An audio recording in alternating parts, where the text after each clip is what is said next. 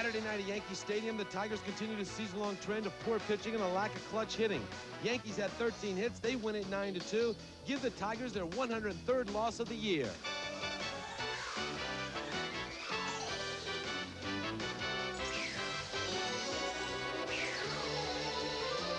Today, the Tigers say goodbye to the painful season of 1989, and a victory would avoid tying a club record for losses in a season. It's the Tigers and Yankees live from Yankee Stadium.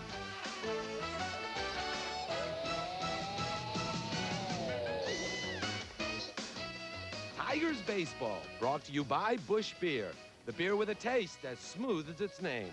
And presented by your Greater Michigan and Metro Detroit Ford dealers, where their commitment to quality makes them #1. Good afternoon and welcome to the Bronx in New York. I'm George Kell along with Al Kaline. We're set and ready to go for the final telecast of the year, the final game of the year in a season that has not been too promising or bright for the Tigers. No, it's been a very disappointing year, obviously, and I think we've probably beaten that to death. It's been a poor effort. Not effort so much, but it's been a poor year for the Detroit Tigers, and a lot of things went wrong. A lot of guesses, trades. Some players didn't pan out the way they expected. Some young kids did not perform the way they had hoped. So it's been a very disappointing year. Well, it's going to be Frank Tanana pitching for the Tigers today. Frank's won 9, lost 14 this year. And Kevin Mamahat will be pitching for the Yankees. He's 0-1 on the season. A pretty good crowd here in the Bronx on this beautiful Sunday afternoon, and they're standing now as we honor them. Here's the batting lineup for the Detroit Tigers. Leading off, Gary Pettis, center field. Batting second, Alan Trammell, shortstop. The third batter, second baseman, Lou Whitaker. Batting fourth, Gary Ward, first base. Batting fifth, right field, Chet Lemon. Batting sixth, Rich Shue, third base. The seventh batter, the catcher, Mike Heath.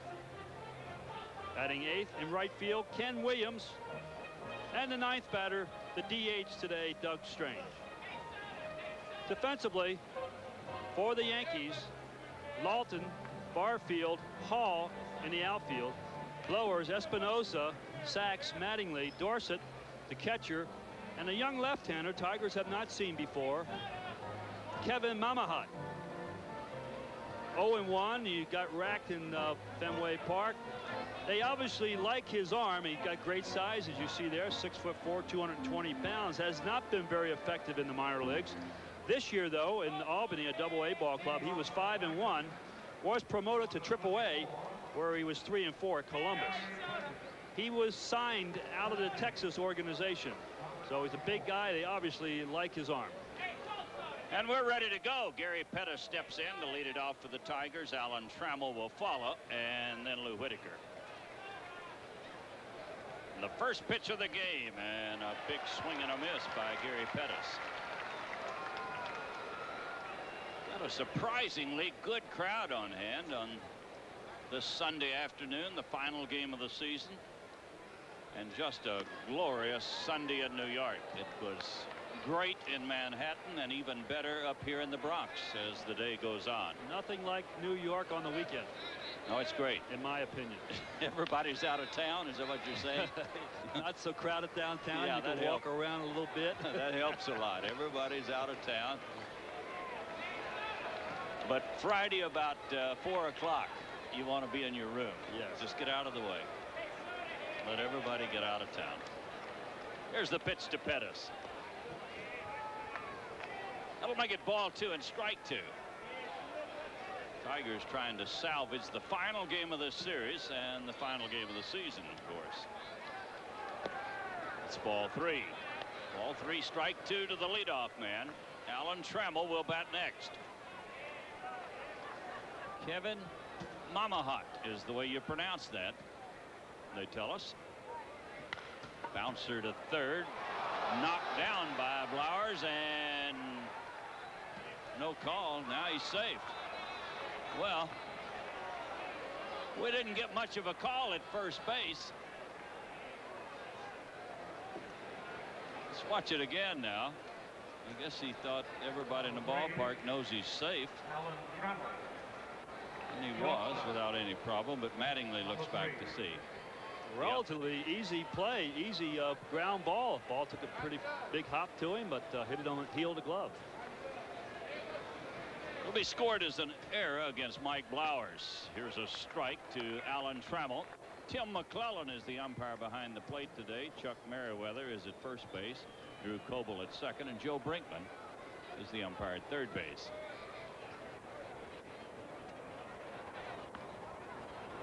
What's the old saying? Be careful of left-handers until you know what kind of move they have.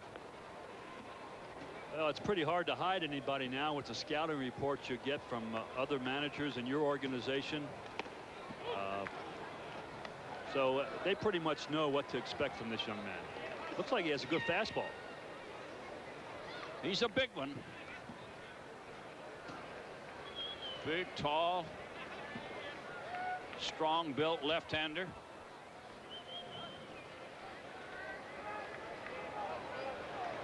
One ball, one strike to Trammell. They keep Pettis close. He's worried, and they got him picked off. He was worried about his move. And they found out the young man has a good move. Seen Gary do that quite often the last month of the season.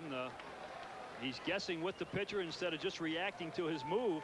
He didn't anticipate Mamahat throwing over there on 3 different occasions. And it's an easy play. Mattingly steps out, throws on the inside part of the infield so he doesn't hit the base runner in the back. Alan Trammell fouls it into the third deck here at the stadium, and the count's 1-2.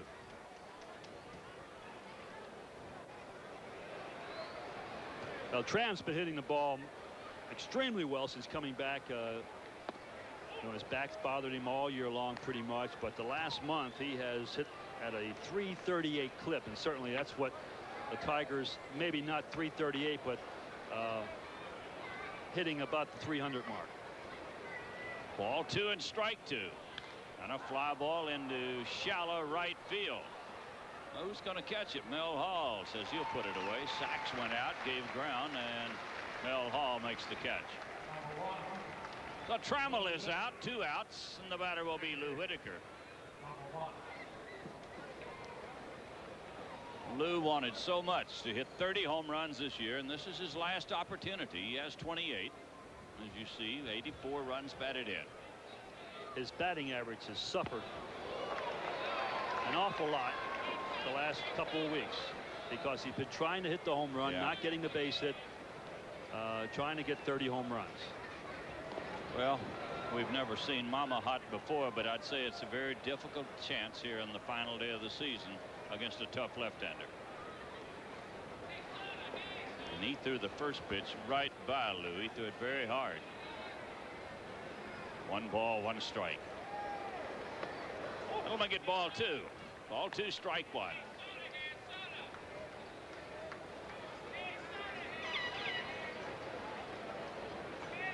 Mamahat gets ready, and the pitch to Whitaker is a ball.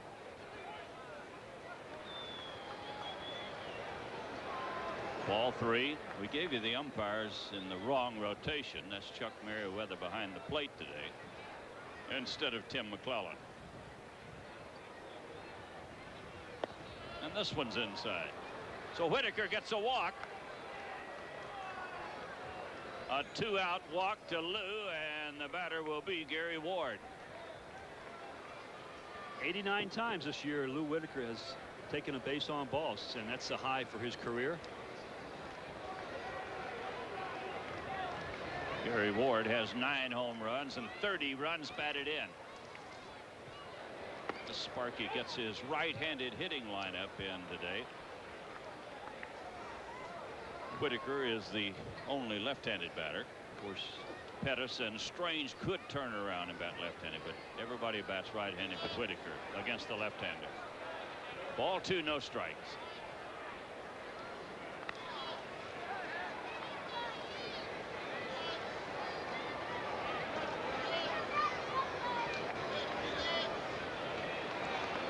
Ball 2, no strikes. Runner at first with 2 outs. There's no score in the first inning of this final game, as Mama Hot gets ready and he goes to first base, but Lou doesn't run much and it'd be very difficult to pick off over there.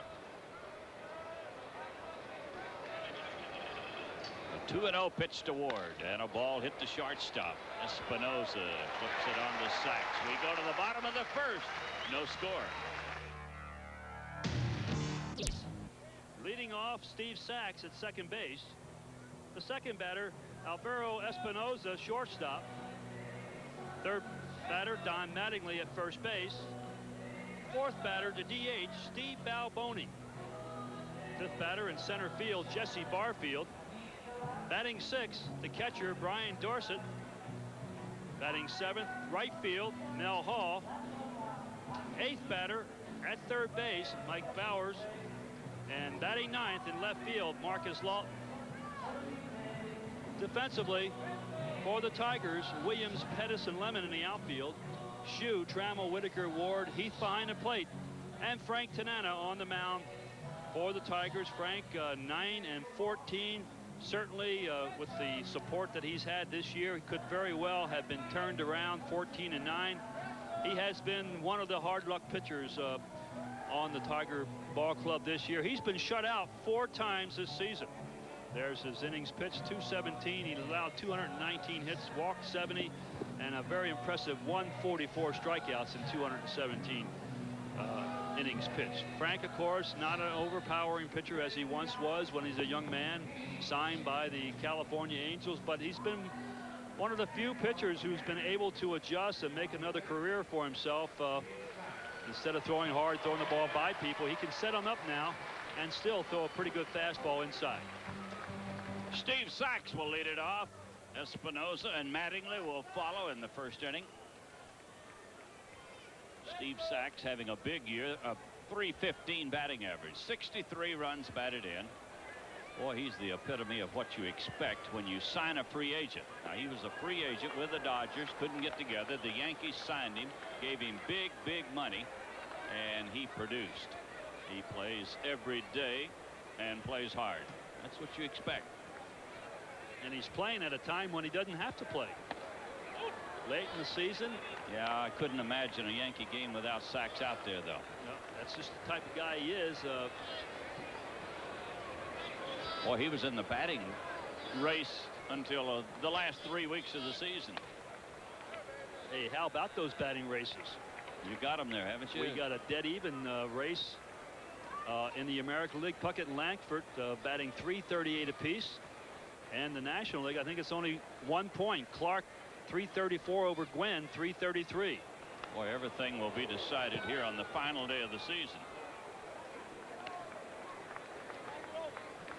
Ball 2 and strike 2 to Sachs. They play this guy a little bit toward right field, even though Tanana doesn't throw hard. He handles the bat well, and he guides it about where he wants it to go, and they strike him out. Foul tipped it right into the mid of Mike Heath. Talking to Frank in the lobby today before catching the bus. He said he was going to air it out today. Air it out means he's going to rear back and fire that baseball. Well, he did, and he threw it by Steve Sachs, the fastball by him. Alexander and myself sitting there, we both started laughing a little bit, but hey, this guy doesn't have to air it out anymore. He can set those hitters up with the best of them. He knows exactly what he's going to do. I know that. This one's high. 1 ball, no strikes. Alvaro Espinosa, and what a pleasant surprise he's been to the ball club. They haven't had many surprises over here. Not many pleasant surprises like the Tigers this year, but this fellow's been a good one. Say he's been the best shortstop, all-around shortstop since Tony Kubek. Hitting, defensively, everything. Was batting over close to the .290 mark, but has slumped somewhat the last couple weeks. Well, he's batting .279, which is very respectable, and here's a base hit.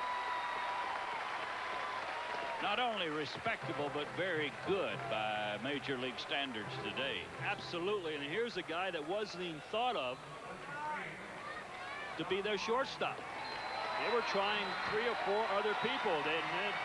They got a few injuries. They said, hey, let's bring this guy up. Can he catch the ball? And Bucky Dent said, yeah, he's the best we got catching the ball. And George Steinbrenner, from what I understand, says, well, let's bring him up here then. And he's been the regular and doing a great job ever since. Well, he's on with a base hit, and the batter is Don Mattingly, having another super year. Batting only .305. When you say only .305, this fella hits in the high 320s, 330s. But he has 23 home runs and 112 runs batted in. And I think he's second in the American League with runs batted in. Youngster in Texas, Ruben Sierra. It's my choice for the MVP, but will not get it because he's not on a contending team. I think he had 119 starting play today, or last night, starting play last night. Mattingly, 23 home runs, did not have a home run the first month of the season. This pitch is outside. Ball 2 and strike 1.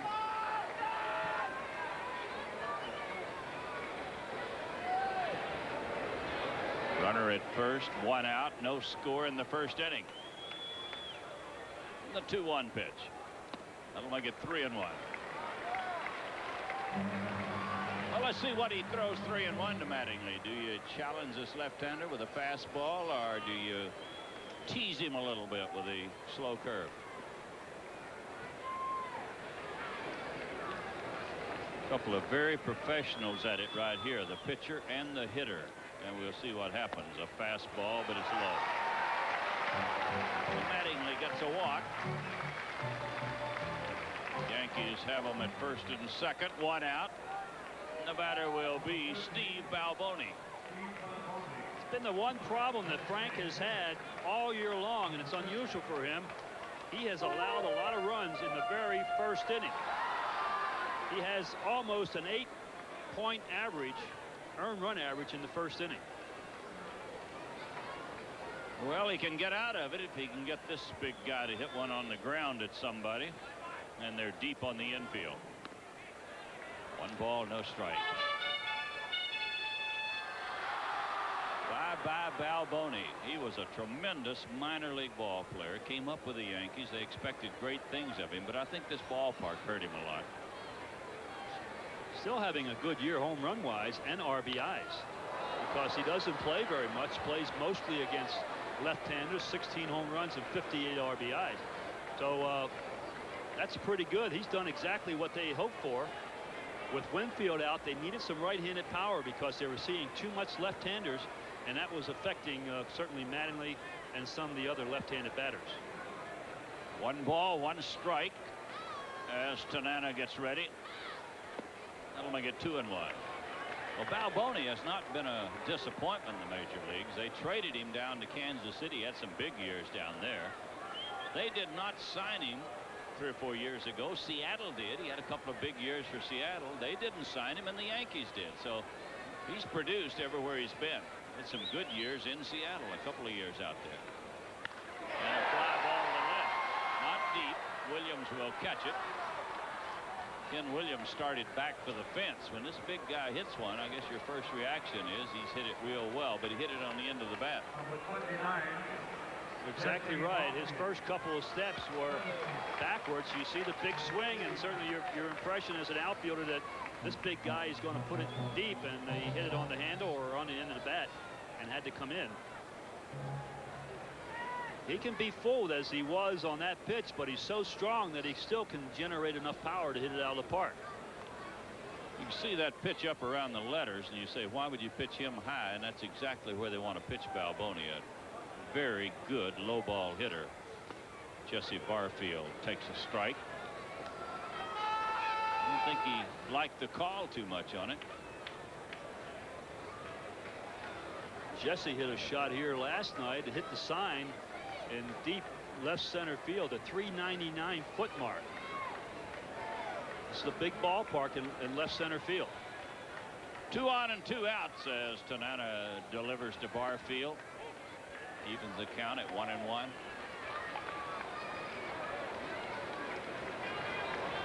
The inning started when Sachs struck out.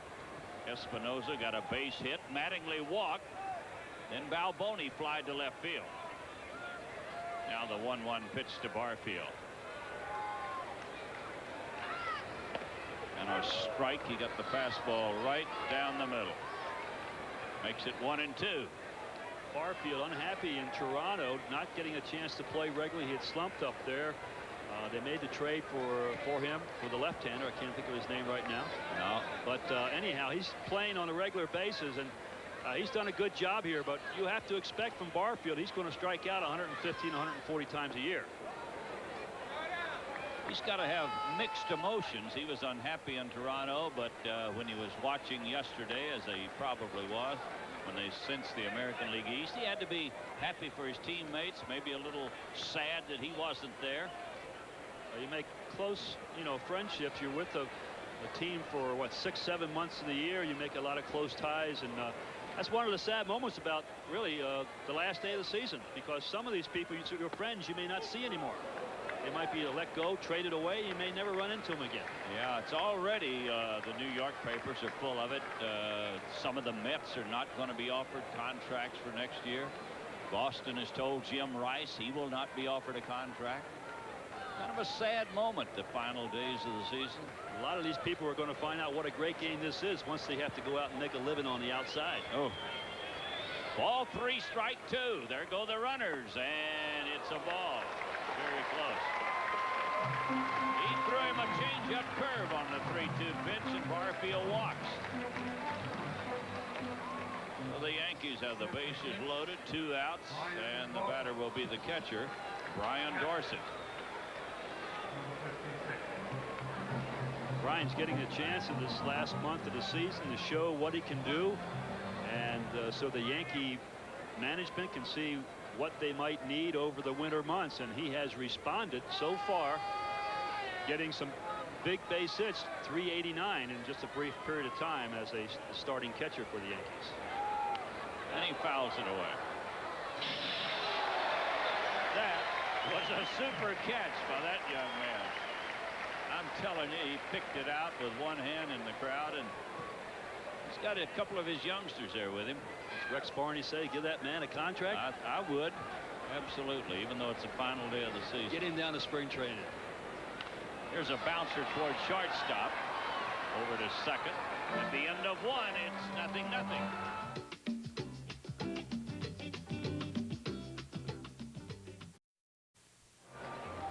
We're going to pause 10 seconds for station identification on the Detroit Tiger Baseball Network.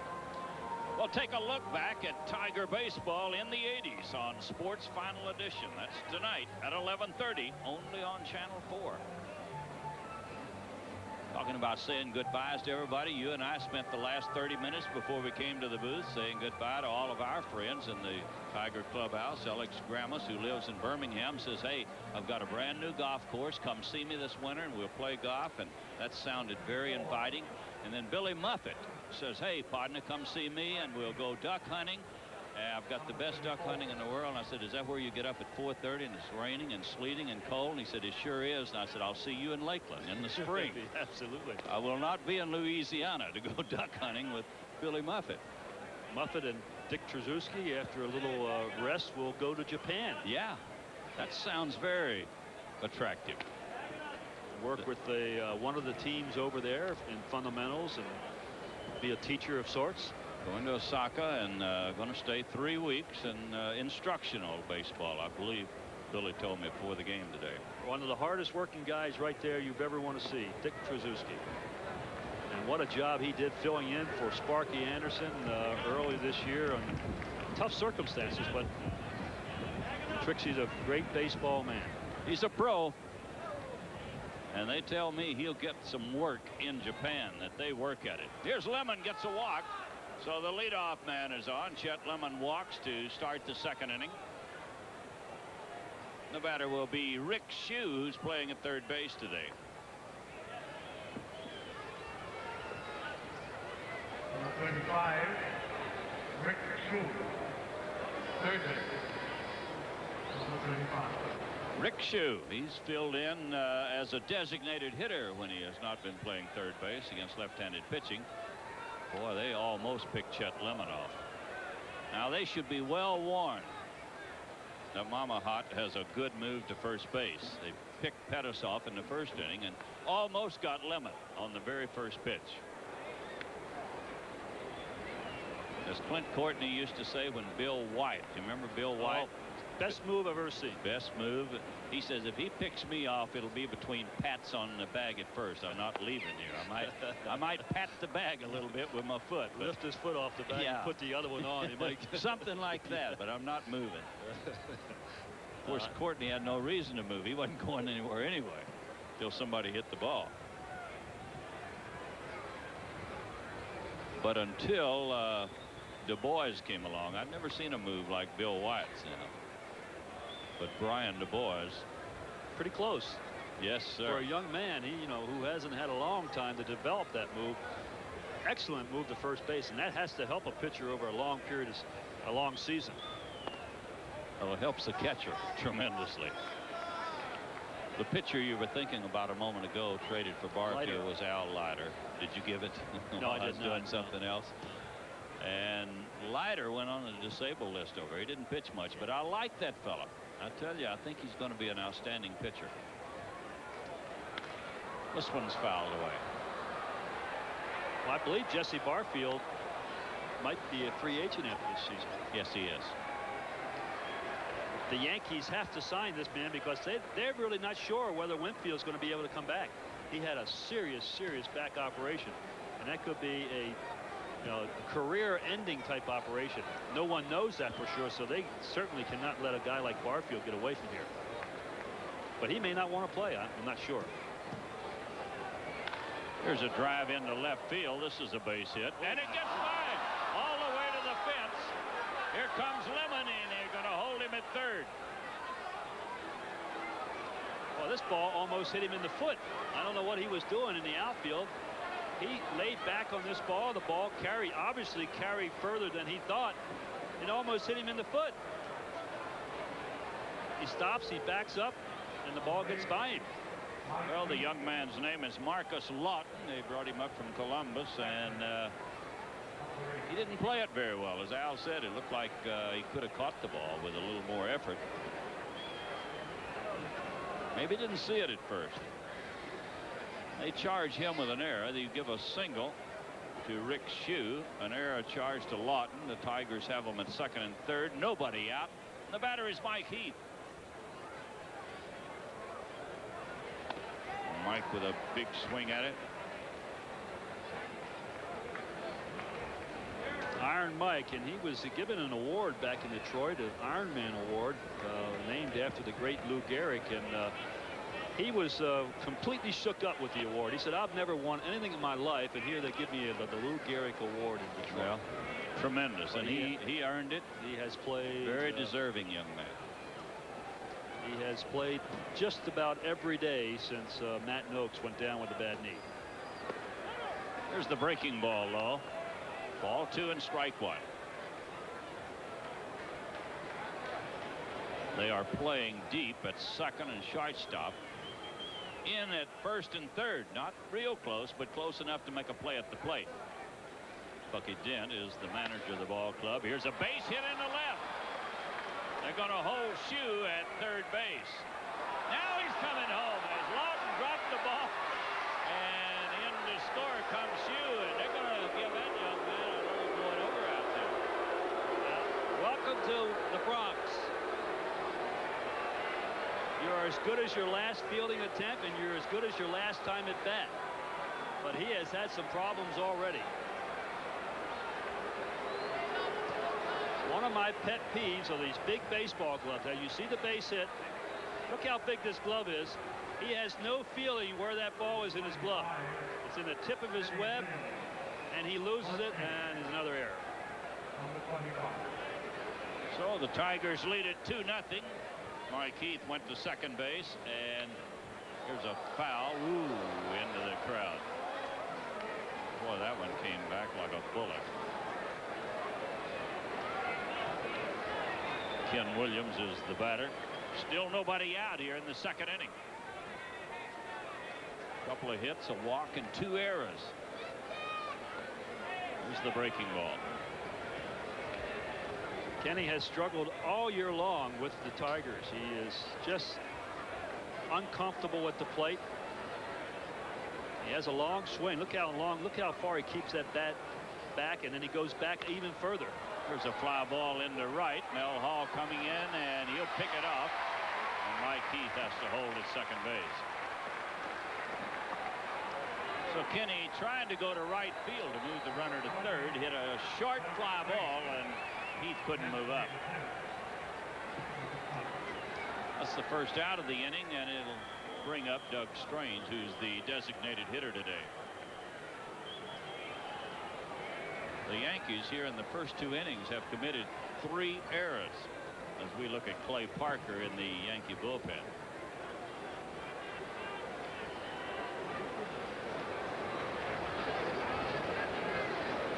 And the pitch to Strange is inside. Really not Mamahat's fault. The first base hit looked like it could have been caught. The second one would just barely roll through the infield, and here goes Heath to third base, and a wild throw, and here he comes to score. Mike, you're having that kind of a year, fella. There's not too many guys on the Tigers who are having this type of a year. He makes the mistake, and he comes out smelling like a rose. Where was he going? Oh, I don't know. Mike headed for third. They had him picked off easily, and Mamahat airmails it. Look, Mike is anticipating that he's going to go home, and there he goes. Uh-oh, I am dead, and he throws it by the third baseman. Mike Ty Heath, now I'm going to call him when I see him in Lakeland, Florida. And the Tigers lead it 3-0. That is the 4th Yankee error, and we have not completed the second inning.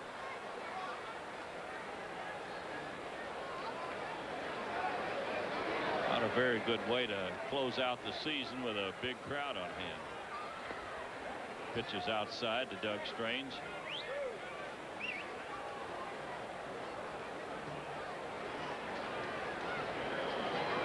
Ball 2, strike 1. Doug batting right-handed against the left-hander. And a strike evens the count at 2-2.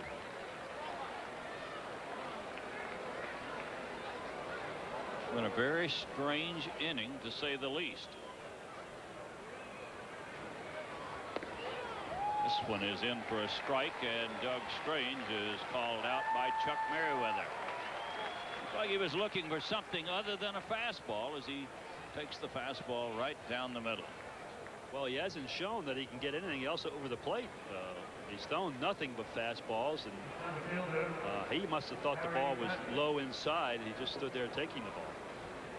Second out of the inning, and the batter will be Pettis, who was safe on an error in the first inning. Then he was picked off first base. 1 ball, no strikes. Yankees have announced that Bucky Dent will be back as the manager at the start of the season. Now, that's a strange announcement, but that's the way the paper read. Steinbrenner says, yes, Bucky Dent will start 1990 as the manager of the Yankees. Do you expect anything more from George Steinbrenner? No, but it's strange, isn't it, Yes. to get an announcement like that? George Steinbrenner also said he's going to take a more active role. Here's a drive into right center for a hit. A base hit for Pettis. He's got to be looking over his shoulder every day of the season when you make an announcement you'll start the season as the manager. Gary Pettis ought to come out of the lineup right now, because right at this point in time he has his highest batting average ever in the major leagues.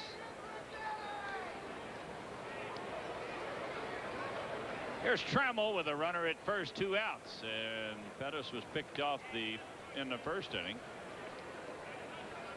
Stays a little closer on that pitch.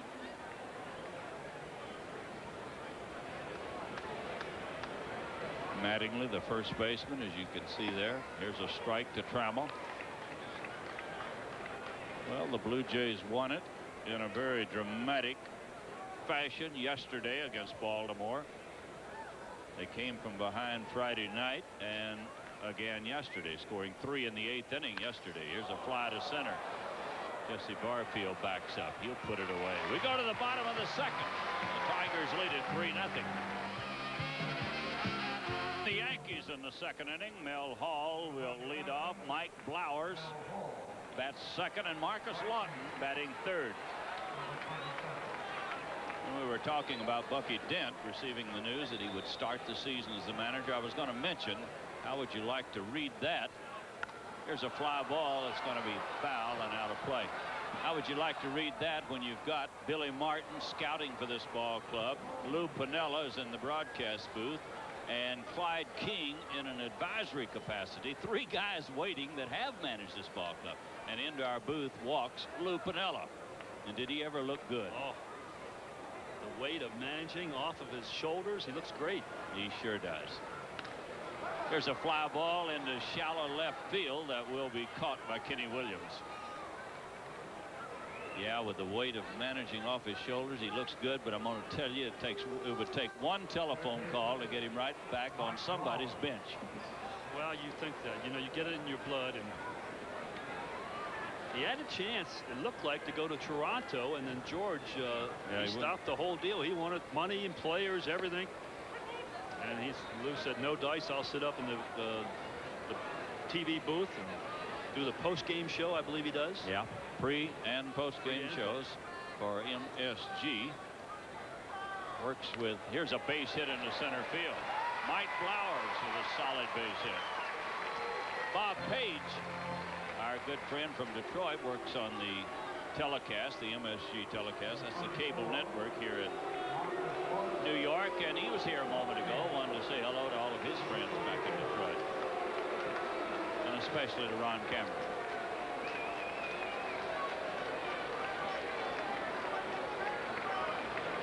So a one-out single by Blowers, and the batter will be Marcus Lawton, the left fielder.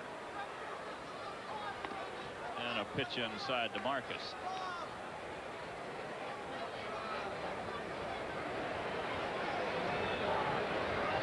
Tigers 3, Yankees nothing. We're in the bottom of the 2nd inning. Ground ball towards shortstop, out at 2nd and out at 1st. They turn the double play, and at the end of 2, the Tigers lead at 3-0.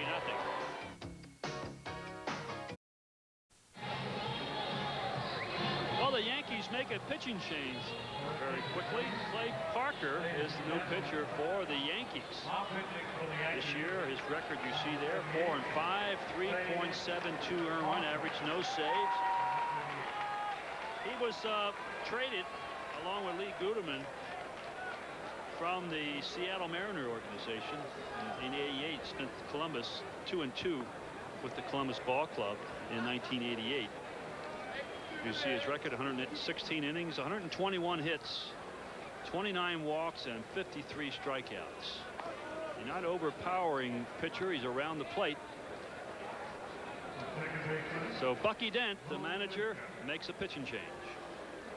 And the fellow that likes it most of all, Lou Whitaker, will be at the plate. He won't have to face the wild left-hander, Mamahat.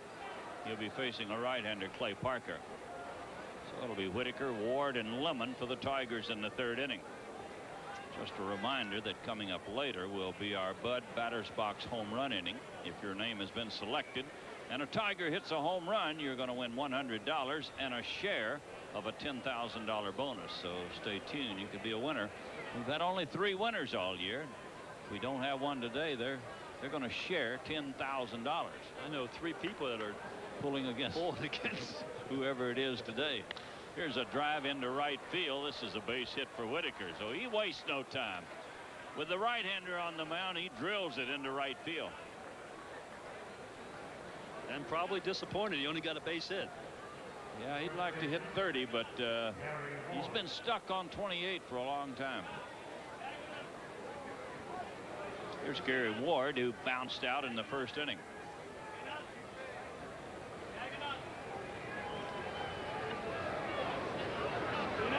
Clay Parker delivers to Ward, and it's low. Toronto is leading Baltimore 2-0 in a meaningless ball game, but not to the people up there. They've drawn 3,300,000 plus in Toronto, and another sold-out stadium today. And they didn't start play there until about June 8th. Right, so, we're the 2nd team in. Hey, they might draw 4 million some year. If it's possible. I mean, if it's possible. If you sell out every day, I don't know whether that you can even get to 4 million. Here's the pitch. This one's fouled away. Well, they can draw. They can put in there 49,550. That's about it.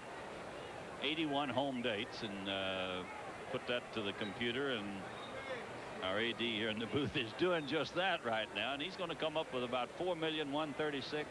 I'm going to guess that. We'll see what he comes up with.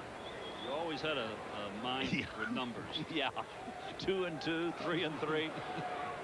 4,135,000. Are you kidding me? I said 4,136,000. No, you got it wrong. That computer's wrong. That computer he has in his hand is wrong. I missed it 1,000 people. Oh goodness.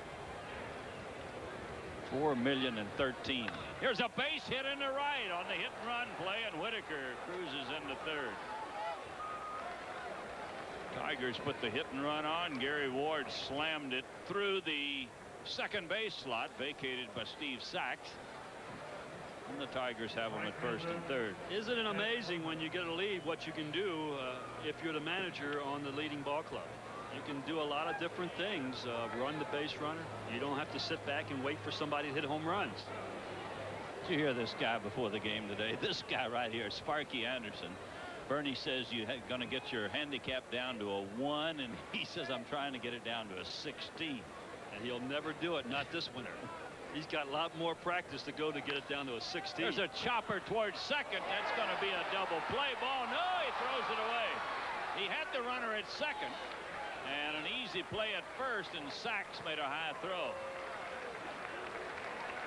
So Lemon is safe at first, and he gets a run batted in as Whitaker comes in to score.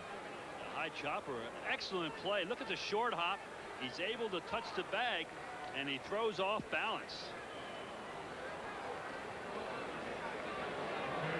So Whitaker scores. The Tigers lead it 4-0. The batter is Rick Shue, who had a base hit his first time up.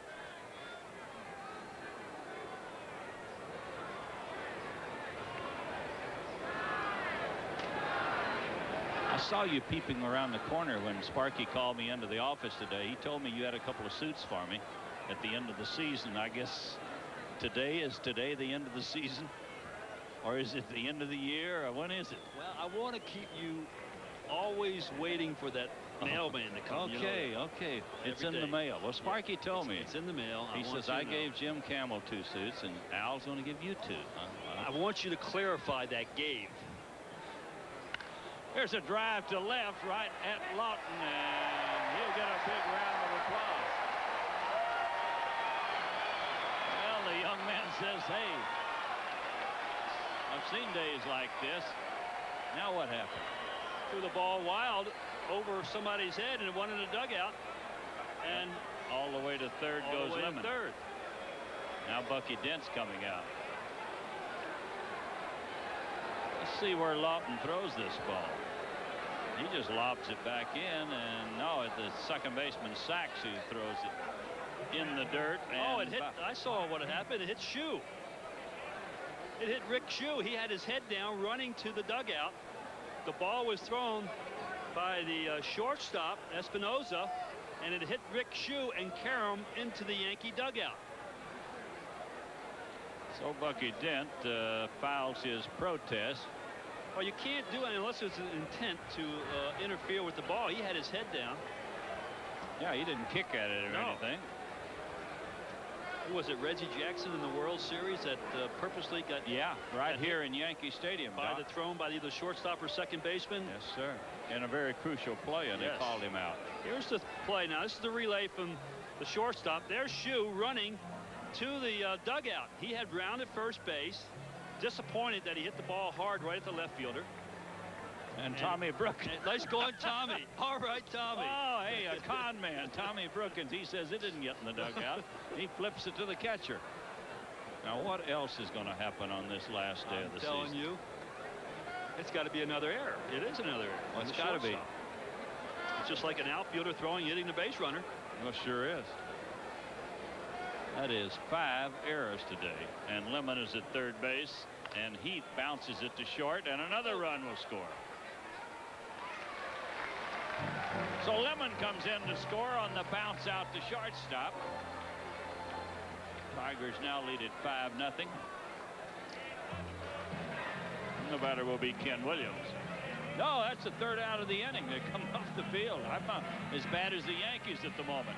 We go to the bottom of the third. It's 4-0 Detroit.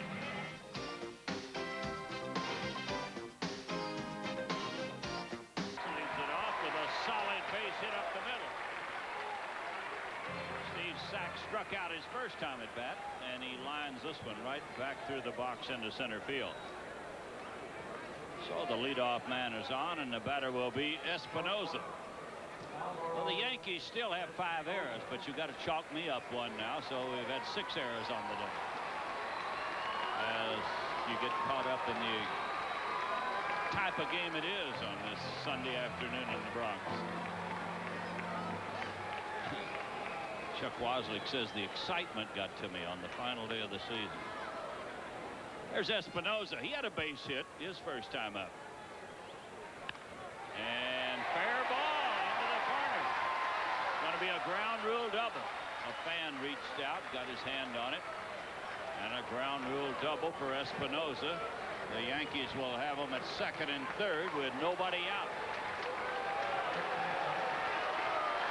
Espinosa, who had been in a slump before the Tigers pitching staff got here, lines it sharply down the line, and you saw there the fan reaching over, which they will do here at Yankee Stadium. Touches the ball, so it's a ground rule double. And the batter is Mattingly, who walked in the first inning. There's a strike.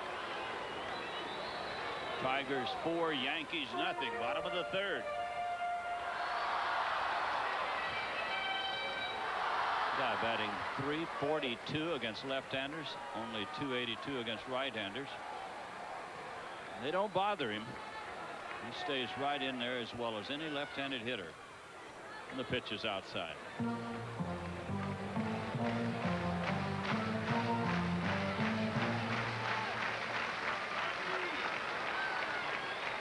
One ball, one strike to Don Mattingly with 2 on, nobody out. Everybody deep and toward right field for Mattingly. He blocks the pitch.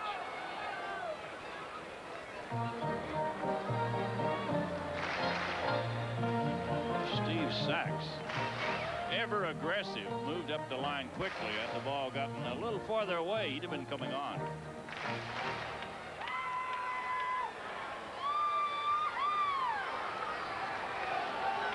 Ball 2, strike 1.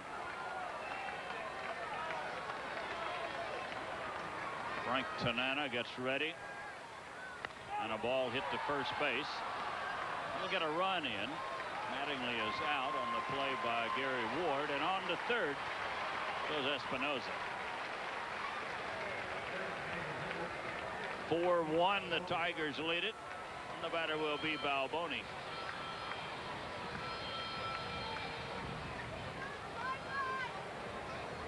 Or when you see a professional up there like Mattingly, he is determined. He's going to pull the ball in that spot because he gets a run in with a ground ball. He gets a runner to third and gives Balboni a chance to pick up an easy run. And the pitch is high.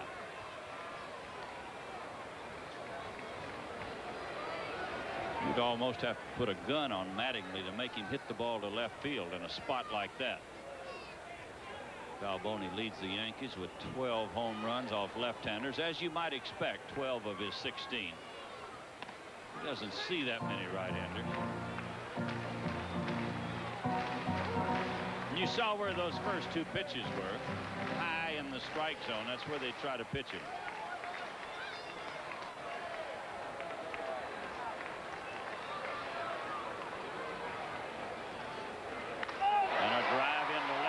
Williams coming in. He's going to catch it, and the throw to the plate is a good throw, and out. He dropped it. Oh, he had him out, and he dropped it. Now the argument is he had it long enough, and Merriweather says not long enough for me. First base umpire is shaking his head no. I don't know what happened. Heath tagged him out, and it looked like had control of it, and then all of a sudden, no, it's on the ground. Mike was maybe trying to take the ball out of his glove. This is an excellent play. We don't want to let this slide by Kenny Williams. A perfect throw. And here's the tag. There's no question he's out. I mean, that's not the argument. Good way to bust your hands up. And we could not tell. And he had his knee locked on Mike's foot here. Take a look at it again. Right there, he has his leg locked, and Mike is trying to step and throw the ball to the infielders, and the ball dropped out of his glove. Mike Heath might be out of the ball game. Sparky had already gone back to the bench. It erupted again, and no, I think he's still in there. But Joe Brinkman was on the verge of putting him out, and Sparky raced out and established some kind of peace, but Mike's not happy at all. Well, Mike made a good play. He had no reason in the world to be worrying about getting the ball to the infielders, or because there's nobody on base. It's an unusual play. He thought he had the ball long enough. Well, there's got to be an error on the play. He was called out, and I would imagine Heath will be charged with an error. Nothing's gone up on the scoreboard, but you would think there'd be an error. Merriweather had waved him out. But it's 4-2. Tigers lead the Yankees, and the batter is Jesse Barfield. Now they put the big E up. Error charged against Mike Heath.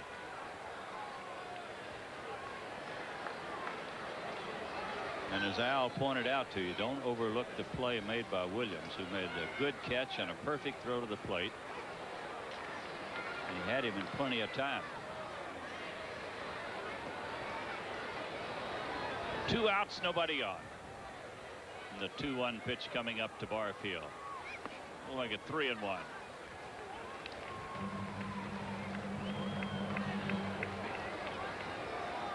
Well, there's going to be some big name free agents at the end of the year if they choose to go free agency.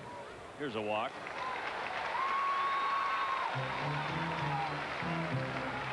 Cleveland has 2 big names, Joe Carter and Pete O'Brien, among others over there.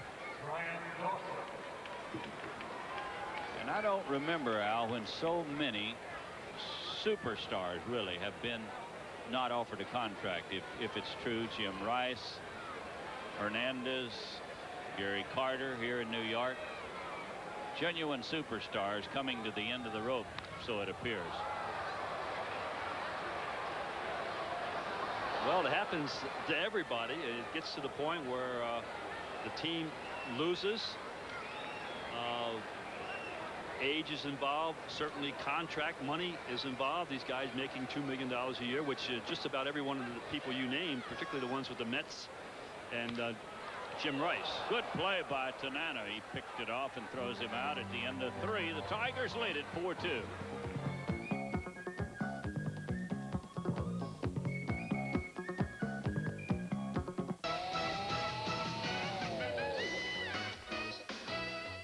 Tigers Baseball is brought to you by Metro Detroit's Quality Ford dealers, where their commitment to quality and good service makes them Detroit's best team.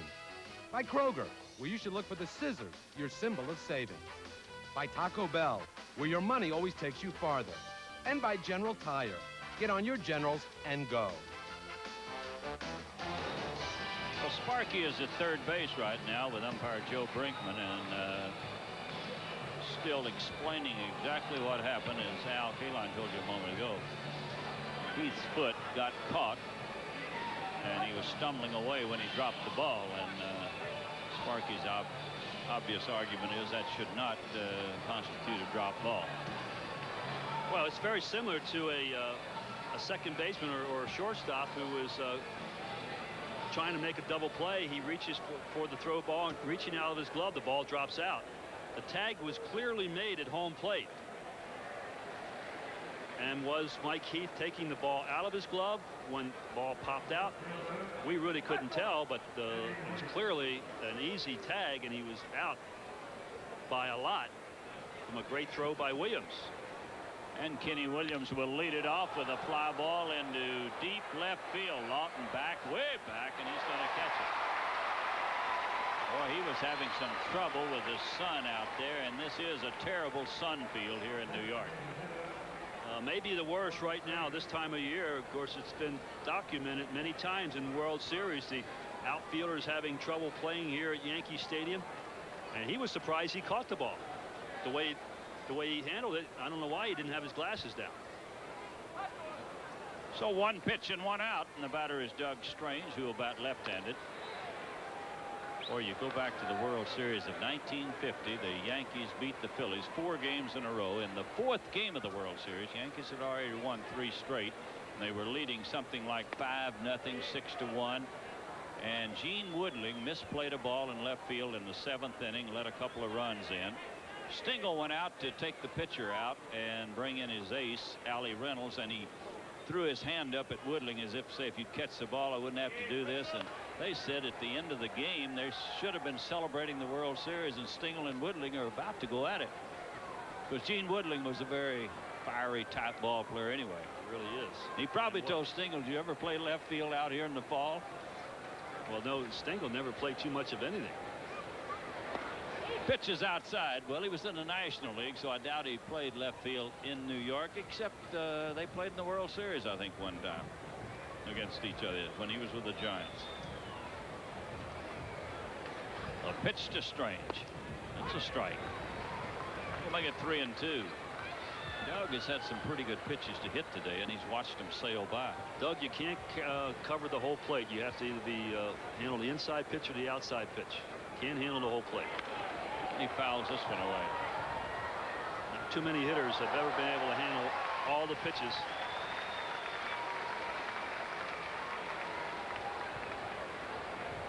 Ball 3, strike 2. 1 out here in the 4th inning. And the pitcher is Clay Parker. And he pops it up. Shallow left field for Lawton. You ever notice when a guy's having a bad day? I've noticed it at third when I was having a bad day. That ball will find you. It finds you somehow. It has a chance to find you. Everything is hitting your direction. 3 of the last 4 batters have hit fly balls to left field after Marcus Lawton had made 2 errors. And it's funny, if you're not a good fielder, that ball tends to find you anyhow. Oh, I know it. Here's Gary Pettis, who's had a single today in 2 trips. He was safe on an error in the 1st inning. Pitch is high, 1 ball, no strikes. Tigers 4, Yankees 2. We're in the 4th inning. Yankees have made 5 errors in this game. Tigers have made 1. Here's a strike. Gary Pettis batting at .259, 1 home run and 18 runs batted in. His best average ever was .258 for California's rookie year. And a big swing and a breaking ball. Makes it 1-2.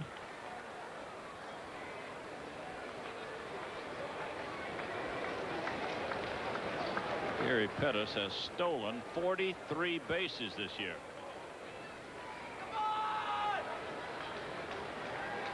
As Clay Parker gets ready for the 1-2 pitch, and a fly ball into deep center. Way back goes Barfield, but there's a lot of room out there. We go to the bottom of the 4th. 4-2. Tigers lead it. Mel Hall is the leadoff man for the Yankees, and the pitch is low.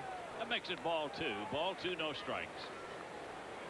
Mel Hall, Mike Blowers, and Marcus Lawton will be the Yankee batters in the 4th inning. Mel had a big night against Jack Morris. 2 home runs. And 2 singles. And 4 hits. First time this year he had 4 hits in 1 game. This is a good ballpark for left-handed batters. Only .314 down the right field line. It's ball 2 and strike 1. And the pitch is in for a strike. Evens the count at 2-2.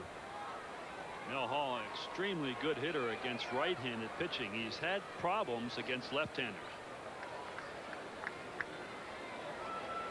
Frank Tanana gets ready, and the pitch is bounced over the head of Tanana. Whitaker off balance, throws him out. That's the same play that Sachs had a moment ago, but not many people throw like Whitaker.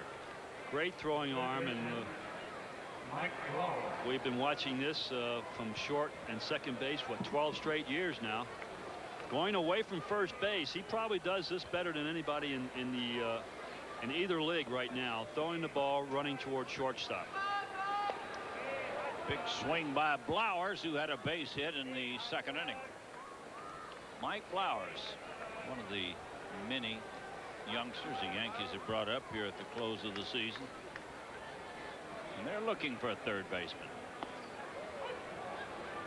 He got a couple of fine years out of Paliarulo, and then he just seemed to deteriorate. He went down fast. Yeah, they had an all-flop team in newspaper here and an all-surprise team, and Pagliarulo was one of the guys they mentioned. He has flopped. He has not done well, even going to San Diego. Boy, one time I thought he was going to be a dandy. Oh, he's still young yet, and certainly you can't give up on a guy who can catch the ball and throw it the way he does. A swing and a miss by Blowers. He strikes out. Second out of the inning. The batter will be Marcus Lawton. This is what Frank Tanana told me today. He was going to air it out. Reaches back and throws it by this young man. It's probably the first time he's faced Frank Tanana, and everybody says, well, look for all the junk he throws, and Frank can reach back and get it up there once in a while. He's kidding me about my mistake I made about his age a couple of broadcasts ago. There's a check swing pop-up, and Tanana's calling for it. Let's see what happens. Whoa! Gary Ward almost ran over him, but he stopped at the last moment. Tanana was calling from the moment it went up in the air. We go to the fifth inning, 4-2 Tigers. Tigers in the fifth inning, Trammell, Whitaker, and Gary Ward. And the pitch is inside to Trammell. He's 0 for 2. Couple of fly balls. Clay Parker gets ready, and the pitch to Allen is hit hard. Oh! Shot. Well, it hit that man on the arm, and I hope that's his son that got the ball. It does look like his son, doesn't it? He says, hey, Dad, you need my glove. Anything for your son. I was just trying to knock it down for you. Yeah, he sure was. Yeah, he's trying to get out of the way. Ball 2, strike 1. What are you going to do with Nolan Ryan? I'm going to put a bronze outside the Hall of Fame, and when he gets out, they'll move that bronze statue right into the Hall of Fame. I'm telling you. Is he amazing? He pitched 7 1/3 innings last night, a perfect baseball. He won the game 2-0, a 3-hitter, struck out 13, which increased his league leading total to 301. And I get the feeling if he'd have needed another 1 or 2 to get 300, he'd have had 15. He does exactly what he has to do. They ought to make a statue of him right now. How old is he? 42? 42 years old. Throwing the ball as well as he did when he was 20 years old.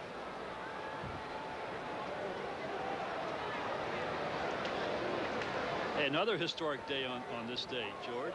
What was Roger Maris' 61st home run against Tracy Stoller. On this day. On this day. 1961? At the old Yankee Stadium, 61. 61st home run in 1961. The late, great Roger Maris. Here's Whitaker with a runner at first base and nobody out. And a bouncer to Mattingly. They might get 2 here. And they do. Mattingly had a little bit of trouble getting it out of his glove. Otherwise, it would not have been close. And it was so close that Whitaker didn't believe it. Yeah, you see there he had a little hard time getting the ball, handling the ball, and the throw. Lou thought he was safe. Of course, you know Lou will never say anything to an umpire. I believe he's safe too. Let's take another look at this. I think he is safe. I don't know. It's tough. Last game of the season. He's out. I guarantee you he's out. Everybody has a plane to catch. Tim McClellan said he was out, and that's what counts. Bergman's going to bat for Gary Ward.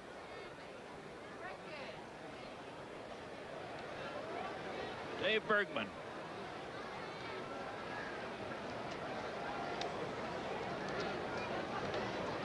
Tigers 4, Yankees 2. We're in the 5th inning in Yankee Stadium on just a beautiful sun-swept Sunday afternoon.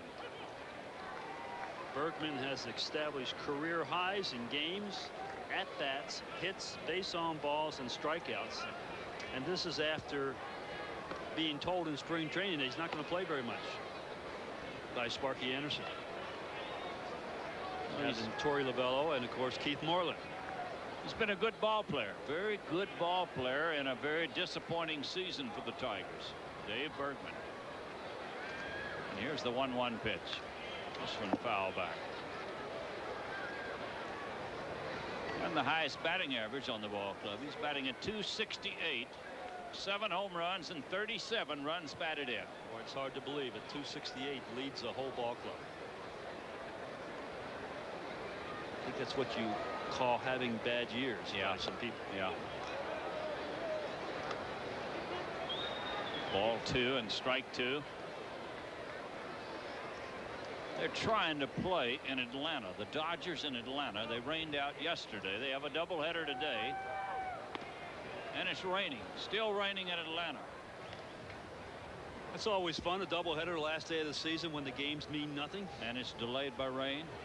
Whew. They might not wait too long because they're not going to have too many people in Atlanta today. I think that might even be worse than a night game Sunday in Texas. The last day of the season, they wouldn't do it. They absolutely would not do that.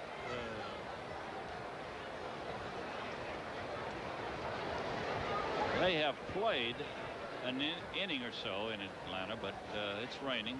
Game's in a delay. They're trying to play 2, and the Dodgers will fly back to the coast after the doubleheader.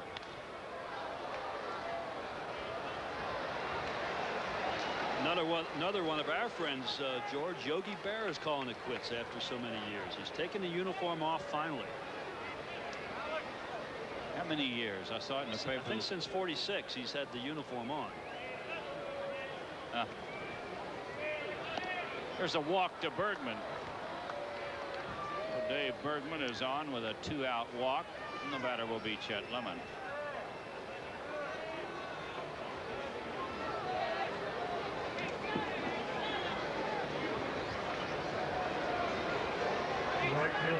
Chet Lemon today has walked, scored a run, safe on a fielder's choice play back in the 3rd inning. And he takes it high. Mamahat, Kevin Mamahat, started the game for the Yankees. Clay Parker came on in the 3rd inning.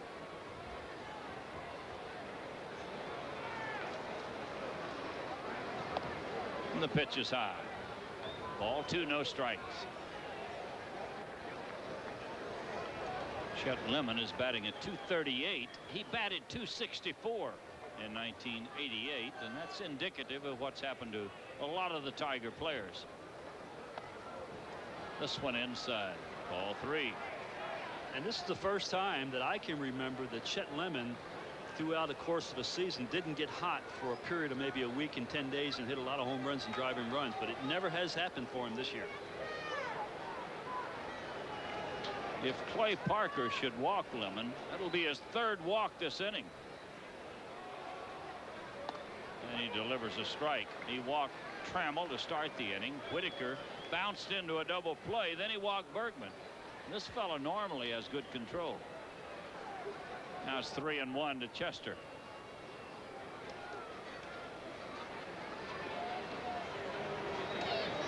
The pitch coming up is foul back. Ball 3, strike 2.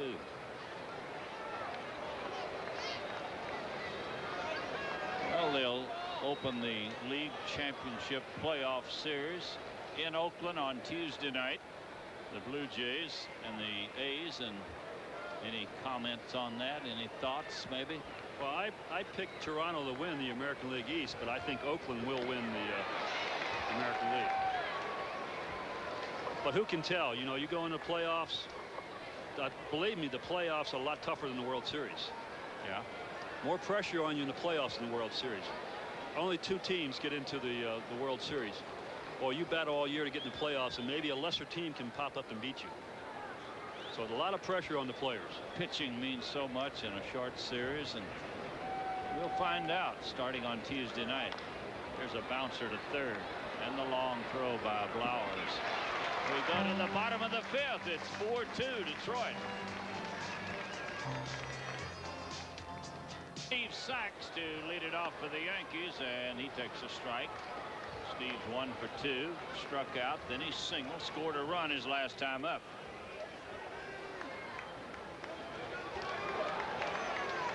"4-2, the Tigers lead it in the 5th inning. And a pitch inside makes it 1-1.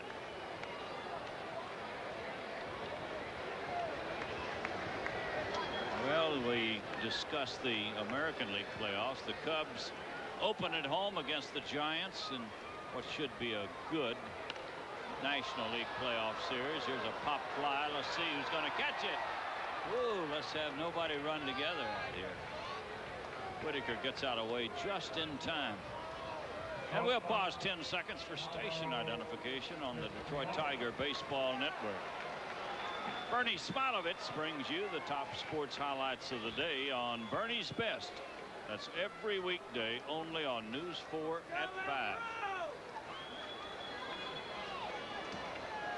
Talking about the National League, the Cubs probably are the sentimental favorites across the country. I'm going with the Giants only because of experience. There's a base hit up the middle. Espinosa gets his 3rd straight hit off Tanana.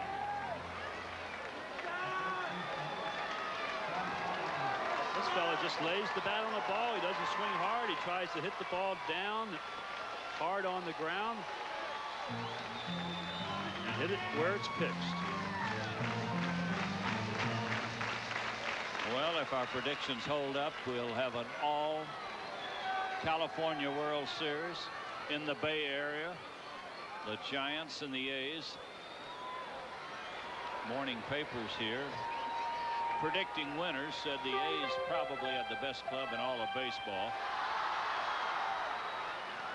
And a lot of people felt very strongly toward the Giants. So we'll see what happens.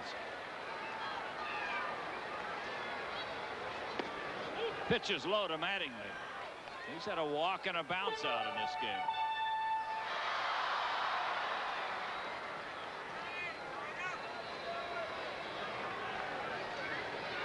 One ball, 1 strike to the Yankee first baseman.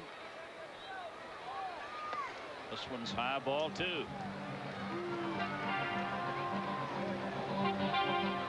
The hits are even at 5 apiece. Tigers lead at 4-2 as we look at the runs batted in. Sierra 119, Mattingly 113, and Osaski having a big year, 108. Fly ball deep right, but not deep enough. Lemon's going to catch it, and Mattingly's out. I think he got that one on the handle of the bat, and he still hit it a long way. Yeah, he knew he didn't get it. He tossed his bat away in disgust. Well, this guy is one of the great ones, and year after year he keeps putting great numbers. You see there, he knew he didn't get it all. As a hitter, you know when you really tattoo the ball hard. That's the second out of the inning, and it'll bring up Balboni. Steve Balboni has flied twice to left field. Here's the breaking ball for a strike.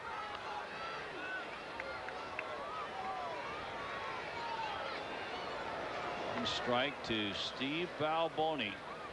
Well, this big fella can tie it up with one swing of the bat. It's it foul down the left field line. Balboni at one time had back problems, and that's why he got in all kind of trouble with Kansas City. They didn't want to re-sign him because they were afraid that his back was not going to hold up. Then he went to Seattle, had 2 big years out there. They didn't sign him. Then the Yankees did, and he's done exactly what they asked him to do. Did he swing at it? He did, says Chuck Merriweather, and he's out on strikes at the end of 5. The Tigers lead it 4-2. Here come the Tigers in the 6th inning. They lead 4-2, and we're going to look at that last swing that Balboni takes, and he does. Merriweather called it without any help from the first base umpire. Normally they appeal to first base. They're just posting the results of the vote for the all-time Yankee team, and as great as Don Mattingly is and as many good years as he's had, Lou Gehrig got 76% of the vote, and Mattingly coming in a very distant second. Boy, that's the problem you have when you battle a legend like that. Well, they had Mickey Mantle and Joe DiMaggio over Babe Ruth. Yeah, Mantle first, DiMaggio second, and Babe Ruth third. Well, you have to figure out, you know who's voting. It's the young kids who remember Mickey Mantle, and it's probably the way it should be, but certainly no one deserves to be in a lineup than be number one than Babe Ruth and Lou Gehrig. Yeah. Yeah, they remembered Gehrig. Why not Ruth? Yep. This is Rick Shue. It's like mine. I'm going back a few years ago when they voted the all-time Tiger team. They voted me ahead of Ty Cobb. That's the most ridiculous thing in the world. Maybe not.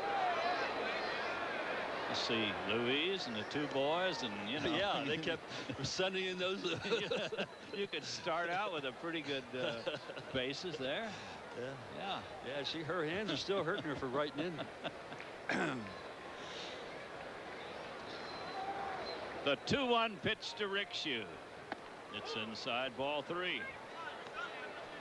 Rick Shue today has had a hit and a fly ball to left, so he's 1 for 2. Scored a run in the 2nd inning. Clay Parker delivers right down the middle. Ball 3, strike 2. The Red Sox a winner today. That one's over at Fenway Park. They beat Milwaukee 5-1, and the Red Sox will finish 3rd. That's what they were trying to do once 1st and 2nd was eliminated. They were trying to finish 3rd, and they do. There's still money involved in 1st, 2nd, and 3rd. 1st, 2nd, and 3rd. That's right. Doesn't mean a lot to a lot of the players on the Red Sox, but I'm sure there's a few rookies that could use that extra money. Bouncer towards Sachs. Rick Shue is out, 2nd to 1st. So there's 1 out in the 6th inning, and the batter will be Mike Heath. Well, we'd like to take a moment here to thank a few people that were so helpful in bringing you Tiger baseball this year. James Petrelka, our graphics coordinator. He's the only person I know that had a relative in every city. Unbelievable. We had more aunts, uncles, and cousins than anybody ever seen. I said hello to everybody for James. Didn't get one today. Here's a bunt, and he's going to be out. Not a bad bunt, but he didn't get it far enough out in front of the plate, and Mike Heath is out. Mike Andro and Tom Guida, who keep things running smoothly back in Detroit, and they have to put up with Bernie Smilovitz back there. That's a full-time job. How about Chuck Waslick, our producer and our director? Also, he's our tour guide and chaperone during the season. We call on him a lot for everything. Ken Williams is the batter. Laura Hamis, who arranges our travel, and most importantly, probably, she processes our expense accounts. Not too much argument from Miss Laura. There's a bouncer to 3rd, and the long throw across in time to get Williams. It's still 4-2 Detroit.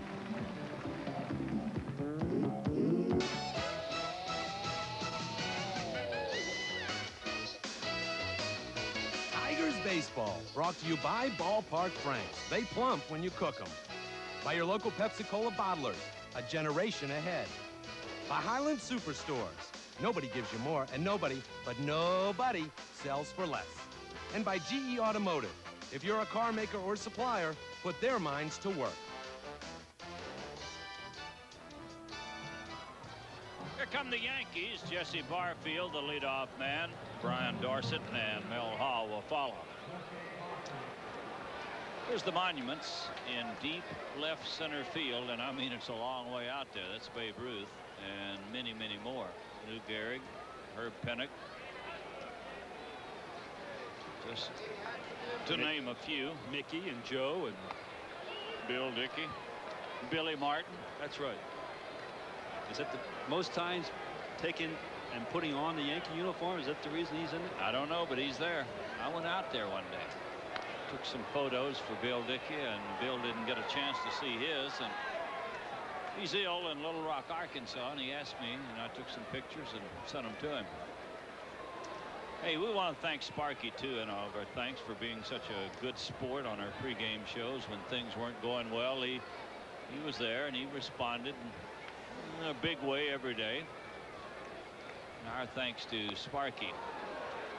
Also our thanks to Alan Frank. You know, he picks up your check and he's still a big fan of the Tigers.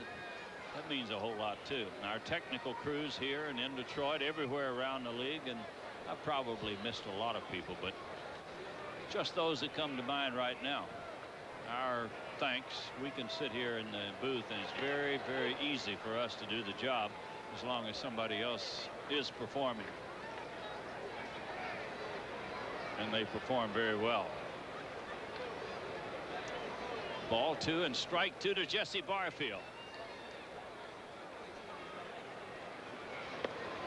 Ooh, very close. 3-2. Our next telecast will be from Joker Marchant Stadium in Lakeland, Florida in March. Tanana thought he had him, and it did look like a good pitch. Especially coming from the side, Mike Heath might have caught the ball a shade inside, but because he delivered sidearm, looked like it caught the inside corner. Well, he'll get him this time. Alan Trammell will put it away. So Jesse Barfield is out. 1 out in the 6th inning, and the batter will be Dorsett. The catcher, Brian Dorsett.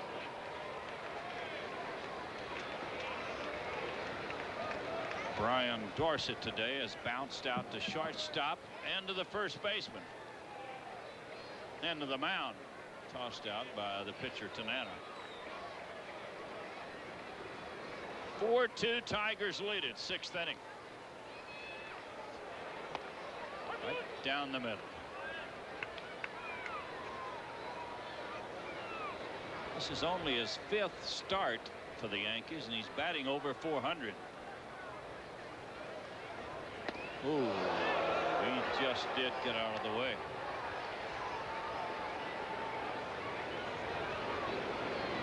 One ball, 1 strike.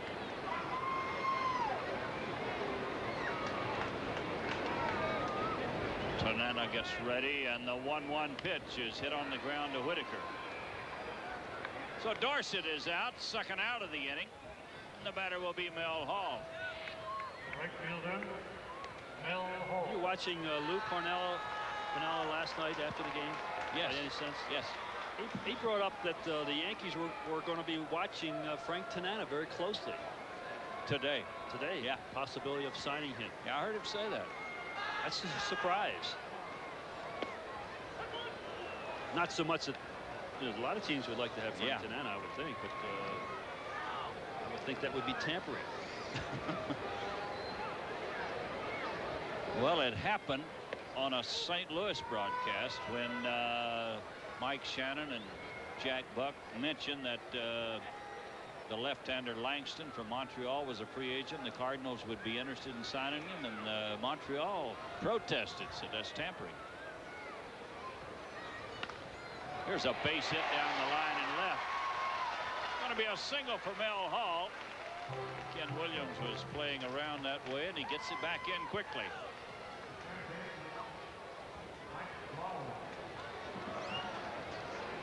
He just swings late on this fastball. Shue was playing him in the hole at shortstop. So a 2-out single by Hall, and the batter will be Mike Blowers. Pitches a strike to Mike, who's had a base hit. He singled in the 2nd inning, struck out in the 4th.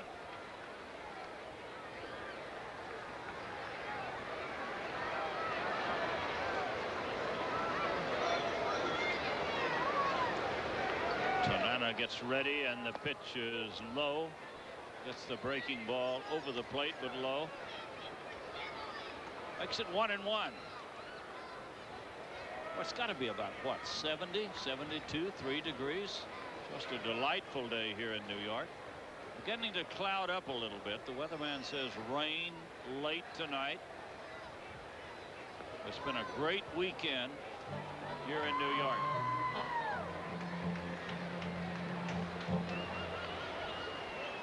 Who's your prediction for manager of the year in the American League? Well, Frank Robinson would have to stand very tall in the saddle. He's my pick. I pick Don Zimmer in the National League. Yeah, I like your pick. I'll go along with you. Frank Robinson took a ball club that lost over 100 games and brought them to the final 3 days of the season with a chance to win it all. He didn't, but boy, you can't overlook the job he did.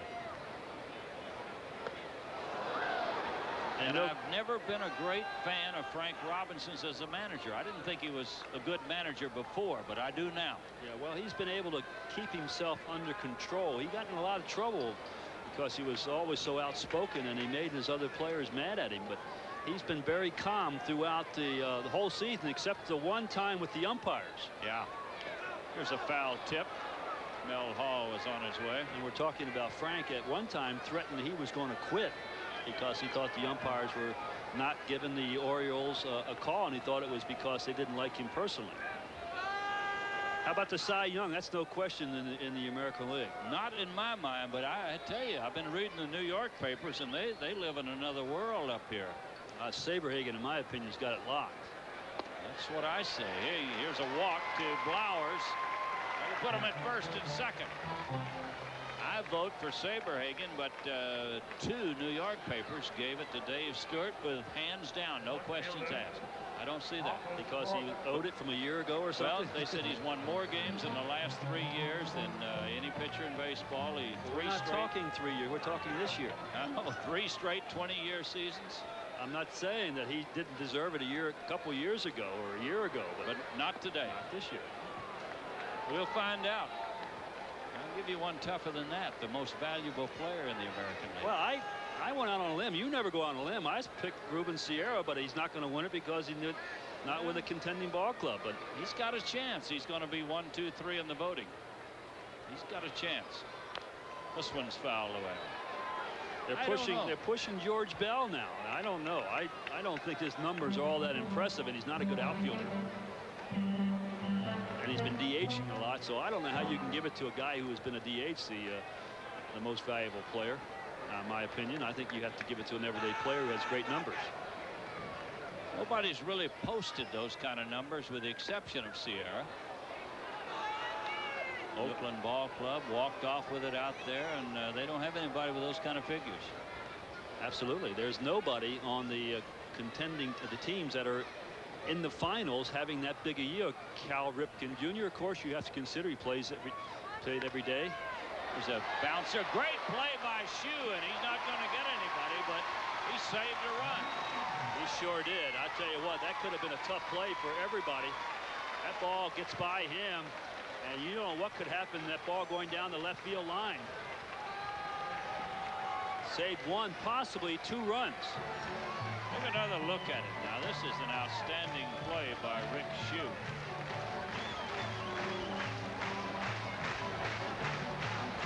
Now here we get a good look at it. Well, the bases are loaded. 2 outs, and the batter is Steve Sax. All this started after Tanana retired the first 2 batters this inning without any problems at all. 1 strike to Sax. Sax, pretty good RBI man, 63 in the leadoff spot. That's pretty good.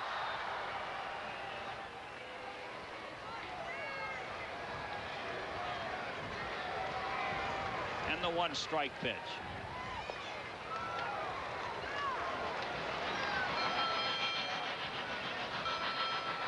Steve Sax struck out in the first inning, singled in the third, and flied to right field in the 5th inning. Mike Henneman up throwing in the bullpen for Detroit. Sachs, a good contact hitter. He's ball hit his bat. I tell you, hit his bat twice. Now the second base umpire called it. Nobody else called it. Isn't that something? There's 4 umpires out there and nobody called it but Drew Coble at second base. Steve Sachs knew it hit his bat twice, but he's a smart ball player and he takes off running. Watch it now. It hits his shoulder. All right. He knew it was a base hit, and that's why he kept running. You see Frank Tanana, a great shot. Look at Frank pointing right away that it hit Sachs. Oh, you knew it hit something. Oh, we've seen it all this game, haven't we? Have we ever? We couldn't stand a doubleheader today. We've got about 16 innings maybe on tap here. Oh, hey. You're kidding me. I know you're kidding. Now, I want Frank to win this game so he can get in double figures again. Well, he's right back to the mound. Good play by Tanana. He picked it off. It was headed for center field. You see the cap of Sachs go high in the air, the helmet. He was disappointed. 4-2, the Tigers lead it. Box inning, and going for the prize today is Arwood Kanzier from Sterling Heights. Now, if a Tiger hits a home run this inning, Arwood, you're going to win $100 and a share of the $10,000 bonus at the end of the year. So good luck to you, Arwood Kanzier. And another new pitcher for the Yankees, Lance McCullers. Previously pitched with the San Diego Ball Club. As you take a look at his record, 4-3. He has been pitching great baseball ever since the break, and that's one reason why the rumor has it around here now that Righetti is going to be moved back into the starting rotation, and the relief job will be this man and Guterman. So he has done a good job since the All-Star break. Yeah, they were totally disappointed in this fellow before the All-Star game, and he's turned it up a notch or two since then. 1 strike to Doug Strange. He'll be followed by Pettis and then Trammell. We're in the 7th inning in New York. The Tigers lead it 4-2, and a fly ball foul. It's going to go foul down the right field line. Boy, that might have had the distance had it been right down the line.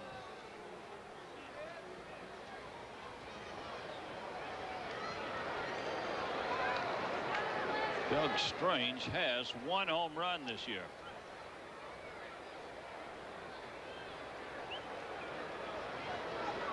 And this pitch coming from McCullers. Good breaking ball. Hangs outside. Makes it 1-2. This fellow throws hard. And he strikes him out. Well, Strange is out. 1 out in the 7th, and the batter will be Gary Pettis.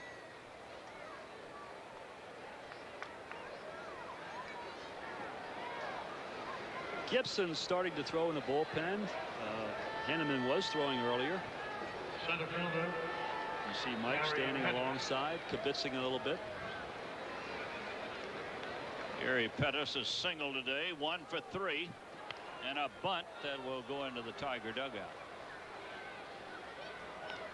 And it went in there pretty good. That's Jeff Robinson and Matt Noakes. 2 disappointing years right there, those 2 guys. Both because of injuries. Yeah, a lot of injuries right there.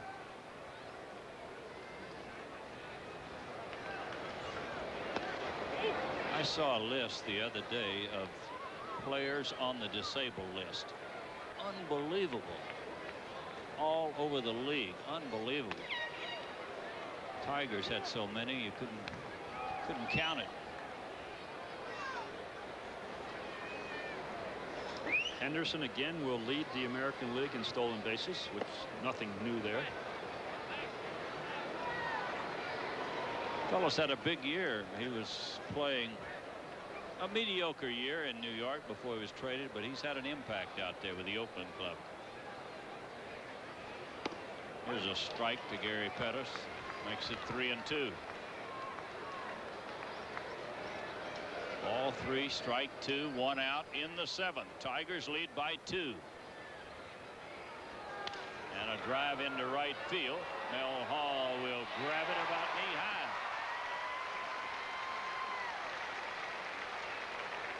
This fella came over here with a reputation of being a mediocre outfielder, but he's made some good plays.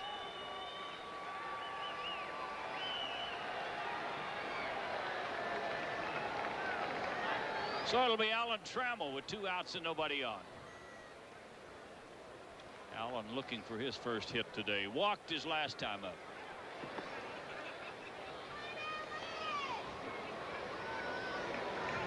One ball, no strikes. And a drive into the gap in left center. This will be extra bases all the way to the fence. Trammell will hold at second with a double. He shelled that one hard on a line into left center and a long drive into the power alley here at Yankee Stadium. Tram really stays on this ball. You see his head down over the barrel of the bat and lines it sharply in the gap. Probably won't give Lou Whitaker much to hit at with a base open. That was hit number 6 for the Tigers today. The Yankees have 7. Not only 7 hits, but they've committed 5 errors, which contributed to the Tiger lead. The Yankees have. There's a drive to right field. Mel Hall on the run, can't get it. It's over his head. Trammell scores. On to second goes Whitaker with a stand-up double. Boy, he hit it hard. Well, one of the problems, like here in Tiger Stadium, that right fielder is so close to the line drive. You have to be able to react. The first step is what makes or breaks this play. He hits the ball so hard it gets over your head in a hurry, and that's exactly what happened here. Bucky Dent has to be sort of second-guessing himself with a base open. Yeah. And it looked like a ball, Al, that Mel Hall should have caught when it was first hit, but as you say, didn't react, and it quickly got over his head. Pitch is low to Bergman. 5-2, the Tigers lead it in the 7th inning.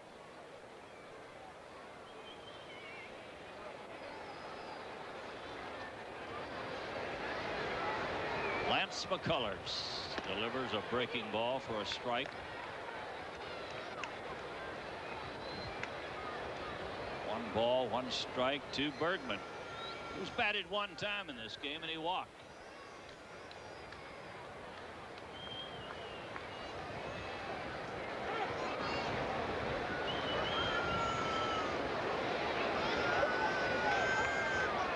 A double by Whitaker's his second hit today. He's had a walk, a single, and a double. And a good play by Dorsett. You think Brian, after a couple good years, will change his name? Well, we speculated before the telecast started whether it was Dorsett or Dorsett, and they told us Dorsett. Someone said, well, when Tony Dorsett was playing at Pittsburgh, it was Dorsett, and it became Dorsett. Well, we'll see. This is low to Bergman. Tony Dorsett might be playing his final year too, after a great career in the NFL. This one outside, so Bergman gets another walk. The batter is Lemon. Toronto has a 3-2 lead over Baltimore in the bottom of the 7th. They're trying to complete the 3-game sweep and bring it home like champions. They won the first 2 to clinch it. They'd like to win 3 straight. Well, McCullers got the first 2 batters this inning. Struck out Strange, got Pettis on a fly to right. Then a double by Trammell, a double by Whitaker, and a walk to Bergman. And here's a bouncer to third. It's bobbled and safe. I tell you, I've never seen so many errors on routine plays. And this again is a routine play. This is a play that when coaches hit it to you, you just have no problem whatsoever making it. can't believe it. You bobble the ball like that. To begin with, put two hands on it. It will help a whole lot. Rick Shue is the batter with the bases loaded, and he takes it outside.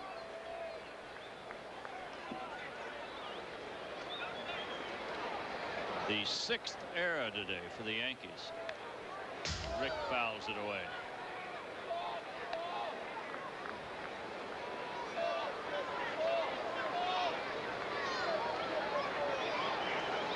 Rick Shue had a single back in the 2nd inning. Scored a run. He's 1 for 3 on the day. The 1-1 pitch. It's outside, ball 2. Tiger base runners. That's Lou Whitaker. Bergman is the runner at second base, and Lemon is on at first base. The 2-1 pitch to Shue is ball 3. He has no place to put him. Ball 3, strike 1.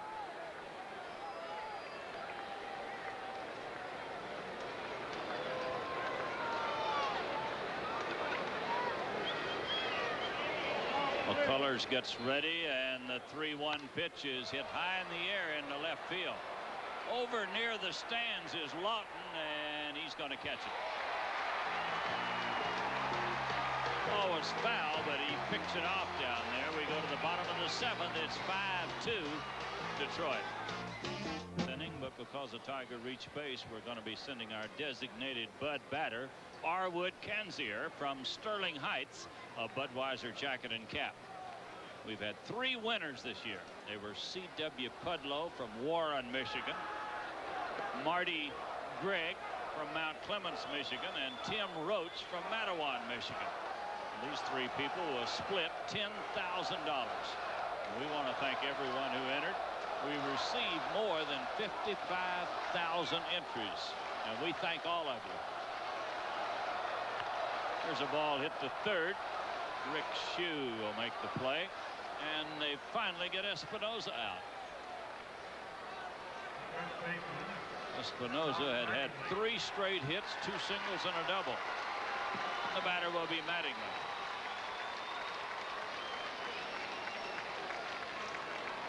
5-2. The Tigers lead it. We're in the bottom of the 7th inning.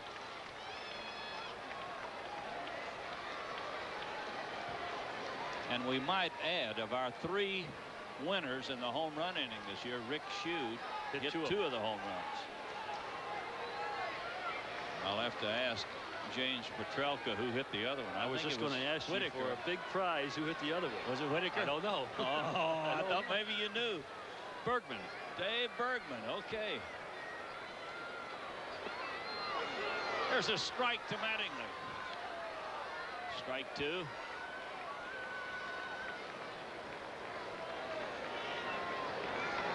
One out, nobody on in the 7th, and the Tigers lead by 3. And here's one foul down the line and right. I don't know whether he was looking for a breaking ball or not, but he flat got on that one and hit it hard.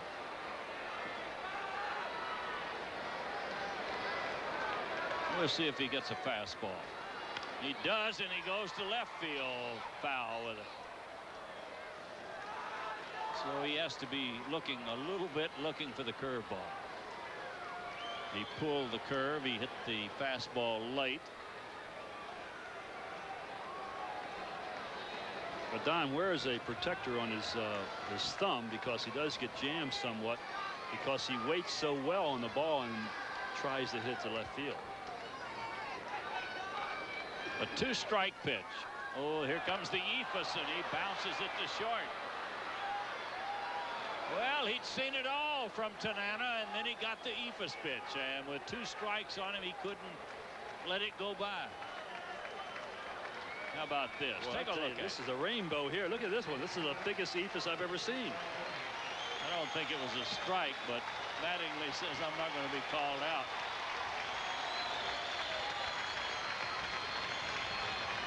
Second out of the inning, and the batter is Balboni, and here's Don Mattingly. He said, what's this game coming to?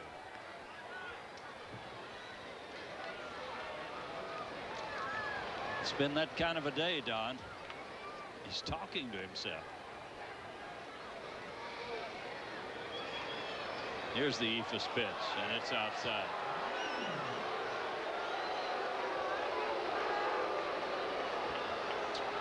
Ball 2, no strikes to Steve Balboni.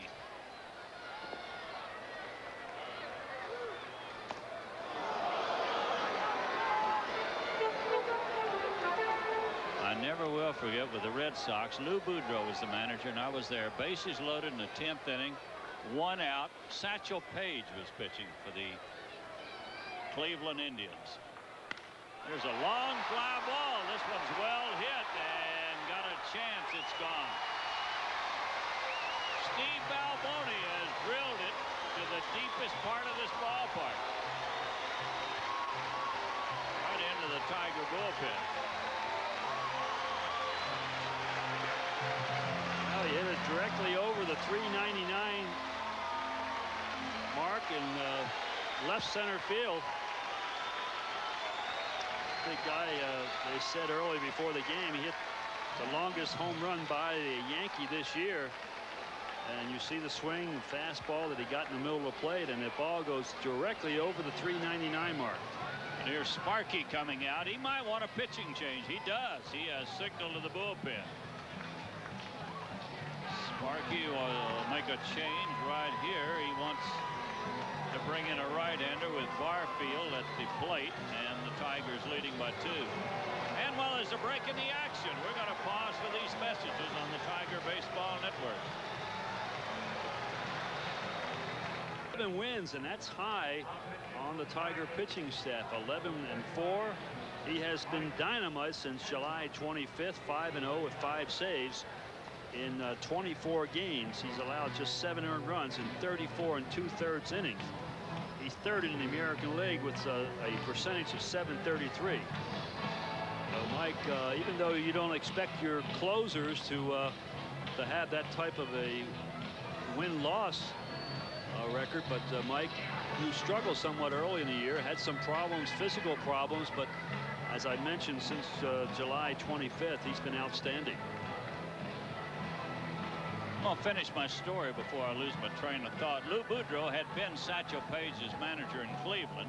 He came to Boston. Lou was the player manager at Boston. And in a 10th inning with the bases loaded, he put himself in to hit in a tie ball game. And on the first pitch, Lou called for the squeeze play. He bunted the ball down the first baseline, got the run in. And when we were walking up through the tunnel after the game, both teams used the same tunnel.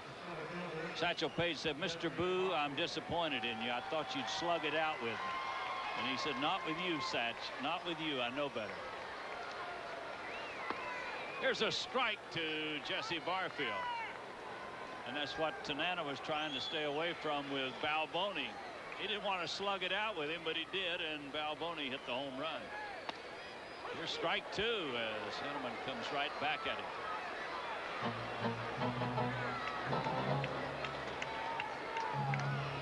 Frank Tanana, another masterpiece for this man. If the Tigers win, he'll get his 10th win of the year, and it could very easily be 17, 18. Would give him, if he wins this game, 6 straight years in double figures and 12th time in 17 years in double figures. And he's lost some tough ball games. Pitching without runs. The 2-strike pitch to Barfield. He struck him out.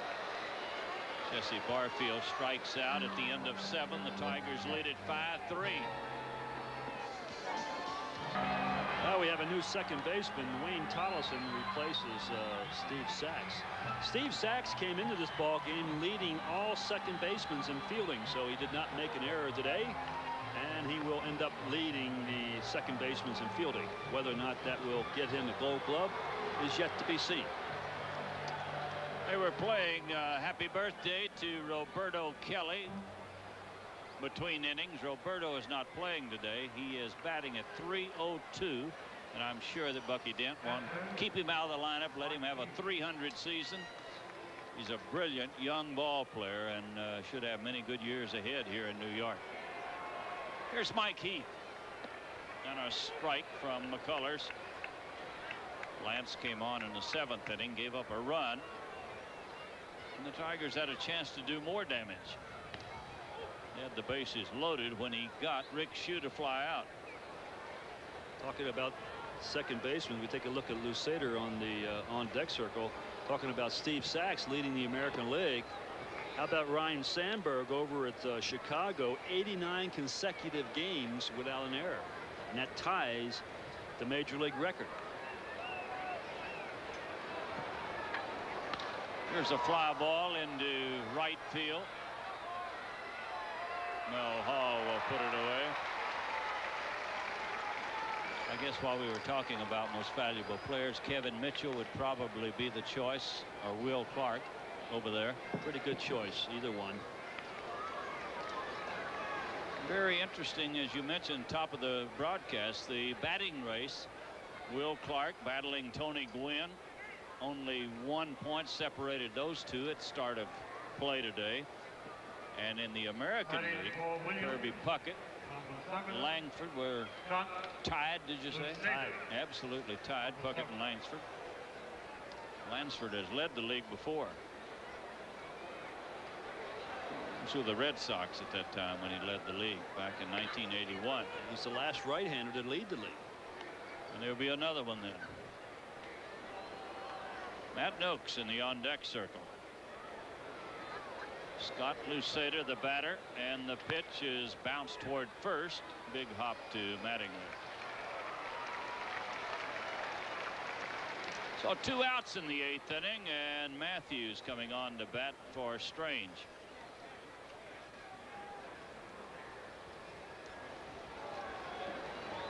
Batting for Strange. Matt Noakes, who has had his share of the injuries this year. Out for a long time, you remember, with a knee injury. Now it's in his shoulder. He can't throw. Can swing a bat, but he has not been catching. He bats with 2 outs and nobody on. And he pops it high in the air. Mattingly will make the play on it as he comes up the line. We go to the bottom of the 8th. It's 5-3 Detroit. Tiger Brain Trust starting on your left, looking in. That's Billy Muffet, then Sparky Anderson, Alex Gramos, Vada Benson, and Dick Trzeski. I assume, Al, they'll all be back. They've been invited back. Yes, Sparky said all of his coaches will be invited back. The only one missing is Billy Consolo, and he's probably down talking to one of the players down the other end of the bench. Very unusual picture. We didn't line them up that way. They just happened to be lined up there. And yes, Billy Consolo will be back too. Brian Dorsett will lead it off in the 8th inning for the Yankees. They're down by 2. Dorsett, Hall, and Blowers. Mike Henneman, the pitcher. Mike came on in the 7th inning and struck out Barfield for the final out of the inning.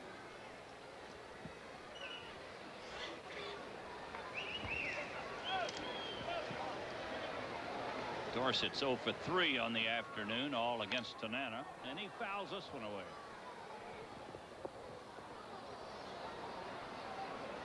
Tigers fly back to Detroit right after the ball game, and then the players scatter tomorrow.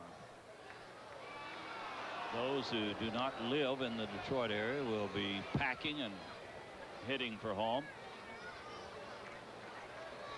The 1-1 pitch. And a strike makes it 1-2.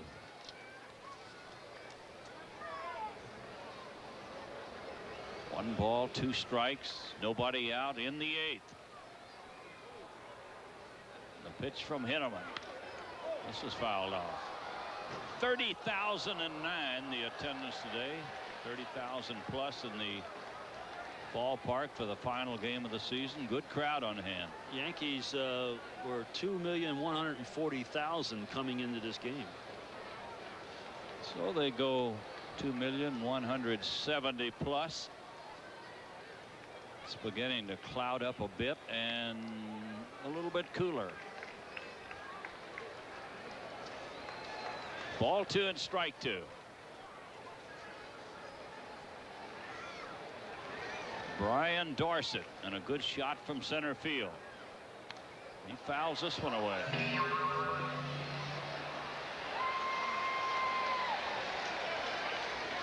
Tigers got 3 in the second, 1 in the third to go out in front 4-0. The Yankees got 2 in the third inning. Then the Tigers scored a run in the 7th, and the Yankees came back on a home run by Balboni, and it's a 5-3 ball game. The pitch coming up is base hit into right. So Dorsett hangs on and lines it past Whitaker into right field. Well, Mike gets this fastball up and out over the plate, and to his credit, Dorsett was going that way, looked like from the very start. Mel Hall. So the leadoff man is on, and the batter will be Mel Hall, who's had a single in 3 trips.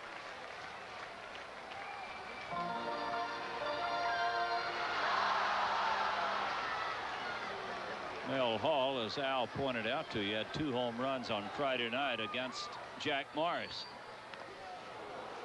So he's got the punch to tie up this ball game. 17 home runs on the year. He's batted in 58 runs.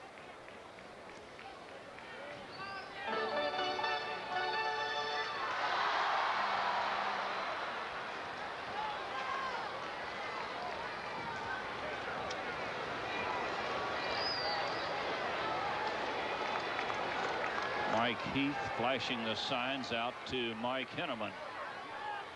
And a ball hit to first base, fair. Doe to second for 1 out. Relay safe. Well, they made it close at first place on a very difficult double play ground ball. Bergman was playing deep. Ball not hit hard. Mel Hall not running all that hard, being the last game of the season, and makes it close at first base. It's 1 out, and the batter will be Mike Blowers.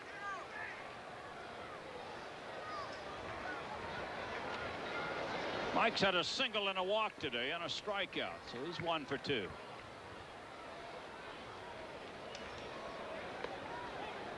Pitches outside to Blowers.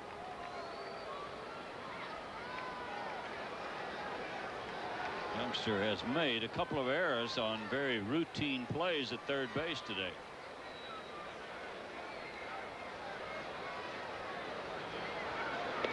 And a strike. We'll make it 1-1. 1 ball, 1 strike with a runner at first and 1 out.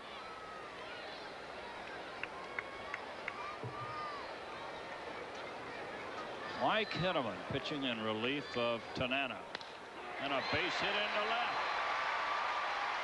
Flowers drills it hard into left field, and they have him at first and second.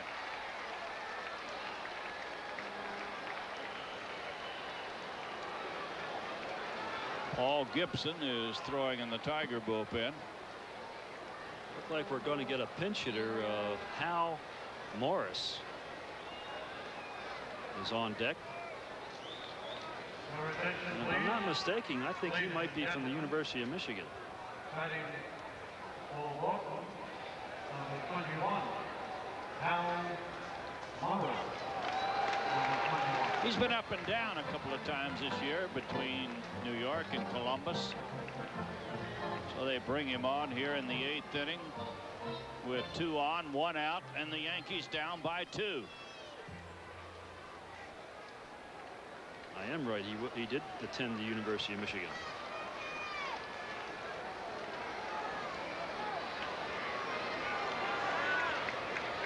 Tigers deep on the infield. They look for the double play ball. Pitches inside, says Chuck Merriweather. 1 ball, no strikes. Morris has been a pretty good hitter in the minor leagues. He has never had too much power, at least in the minor leagues, but has hit 300 a couple times. He had a big swing at it. 1 ball, 1 strike.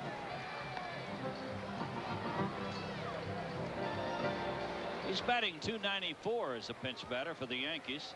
Batted in 4 runs.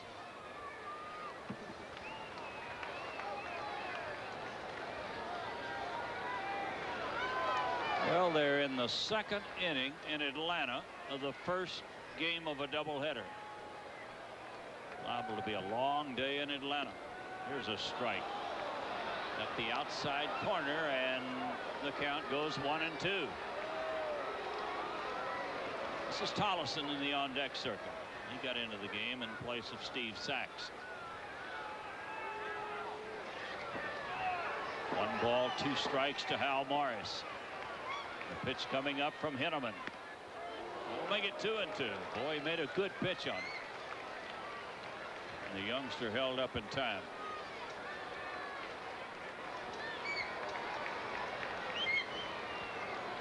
Ball 2, strike 2. 2 on and 1 out. And the Tigers lead by 2 in the 8th inning. Ball hit to second. This could be a double play, and it is. Whitaker to Trammell, on to Bergman. At the end of 8, the Tigers lead by 2. Now let's take a look at the Greater Michigan and Metro Detroit Ford Dealers American League scoreboard.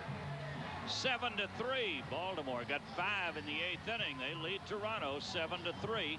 No score in the top of the 6th. In Chicago, the Indians and the White Sox. Boston 5, Milwaukee 1. That's a final. Kansas City plays at Oakland later. Minnesota at Seattle, and Texas at California. All late starting games on the West Coast. And we're in the 9th inning here in New York. The Tigers 5 and the Yankees 3. We're waiting for a left fielder.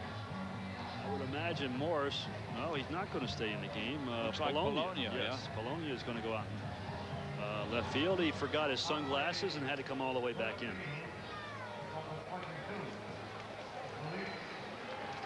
Luis Polonia will play left field. Hal Morris got into the game batting for Marcus Lawton. So Polonia goes into left. It'll be the top of the batting order for the Tigers. Gary Pettis, Alan Trammell, and Lou Whitaker. And a big swing by Pettis, who's had a single today. 1 for 4.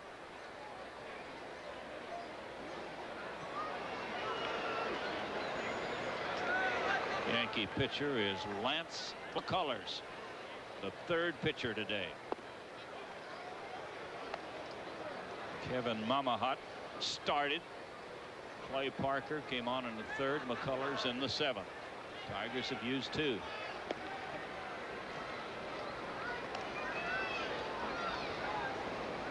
Ball 2, strike 1 to Gary Pettis. They'd like to pad the lead a little bit here in the 9th. Ball hit to second. Tolleson picks it off. So Gary Pettis is out. 1 out in the 9th. And we're going to pause 10 seconds for station identification on the Detroit Tiger Baseball Network. Shortstop.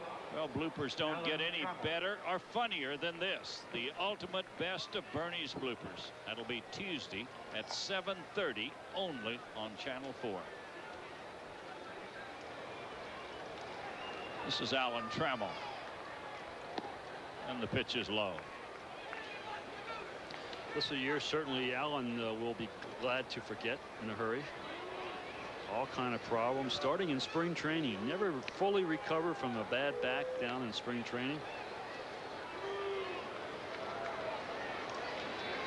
Ball 2, no strikes to Trammell. We'll make it 3-0. He's had a hit today. He doubled, scored a run in the 7th inning. And a strike. Ball 3, strike 1. Whitaker would bat next. There's one down the line foul, and he broke his bat with that one.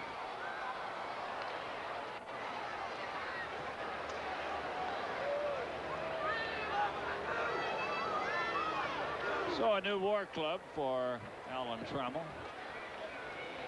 Batting at .243, 5 home runs, and 43 runs batted in. Philadelphia beat Montreal. That's a final 5-3 in Philadelphia. And a fly ball to right. Mel Hall moves back a few steps.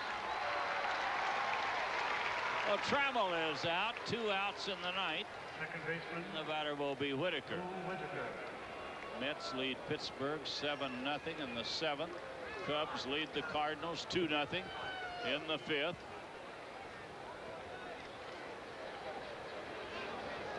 There's Whitaker, who's had a double, a single, and a walk today. And he'd like to close out the '89 campaign with his 29th home run of the year. And his low ball, too. But it's been a good one for this young man. He's been very consistent all year long. And a check swing roller toward the mound. Oh, Whitaker's out. The inning is over. We go to the bottom of the ninth. 5-3 Detroit. This might be the youngest fan in the ballpark today. I'd say she'd be in the running. We're at the bottom of the ninth inning in New York. The Tigers 5, the Yankees 3. Mike Henneman trying to close it out on a winning note for the Tigers. He'll be facing the top of the batting order. Tollison will lead it off. I think it's Randy Velarde. Oh, we're going to get a batter. Randy Velarde for Tollison. Then Espinosa and Mattingly in the ninth. That's a surprise. Tollison, a left-handed batter or switch hitter. But I guess he's trying to get everybody into the final game, maybe. Mike Henneman came on in the 7th inning after Balboni's home run made it 5-3. He struck out Barfield, gave up a couple of hits in the 8th inning, but a double play ball got him out of the 8th. And it's 1 strike to Velarde. Strike 2. Boy, he had that one in a perfect spot and a tough place for a right-handed hitter to reach it and do anything with it.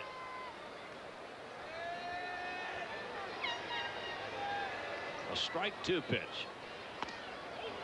Boy, he got it over but high. Makes it 1-2 to Randy.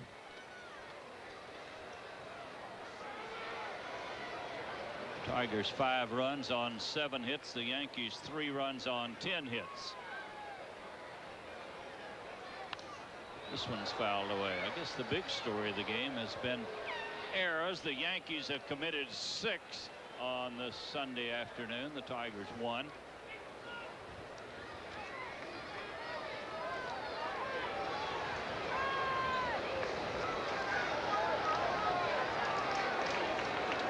One ball, 2 strikes to the pinch hitting Randy Velarde. Batting for Tollison, leading off in the bottom of the 9th inning.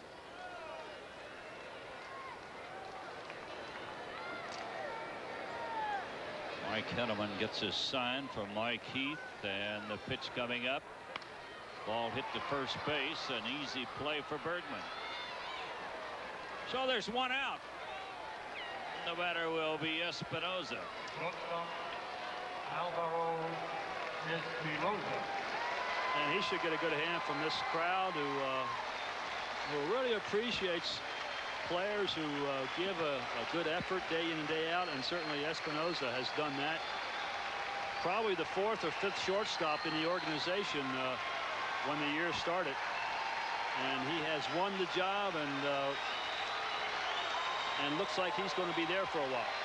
He's getting a standing ovation. He's had 3 hits today. The pitch is high. He is batting .283. He's going to finish the year in the 280s. And a good season for him. Pitch inside. Makes it ball 2.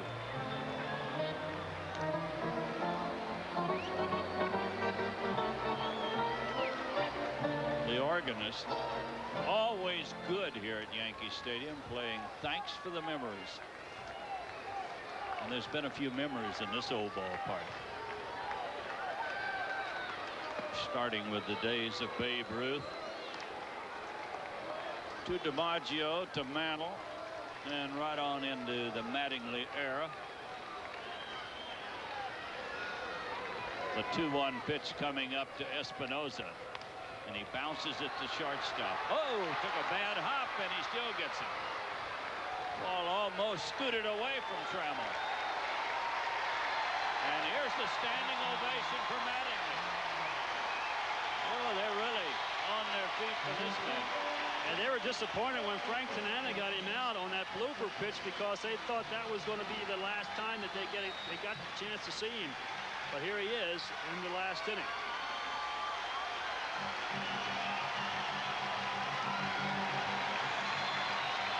Mike Henneman says, I've got to battle Mattingly and the crowd. And he delivers a strike.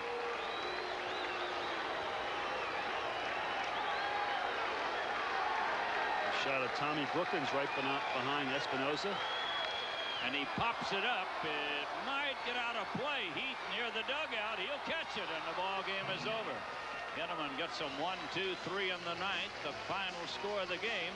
The Tigers 5, the Yankees 3, and we'll be right back. Busch Beer Tiger Player of the game is Frank Tanana, who turned in another outstanding performance here today, winning his 10th game of the year, the 6th straight year he's finished in double figures. So our congratulations to you, Frank Tanana, our Busch Beer Tiger Player of the game.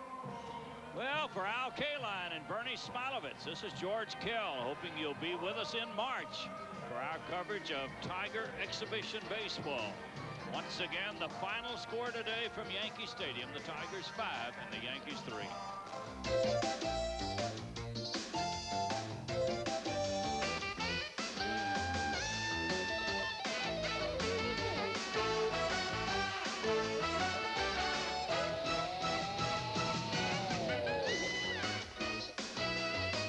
Tiger Baseball has been brought to you by Budweiser.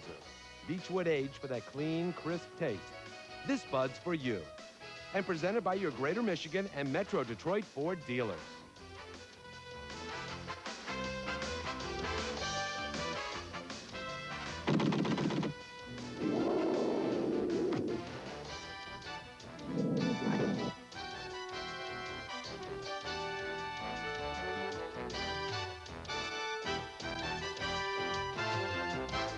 Tigers Baseball, another reason why WDIV is first for sports.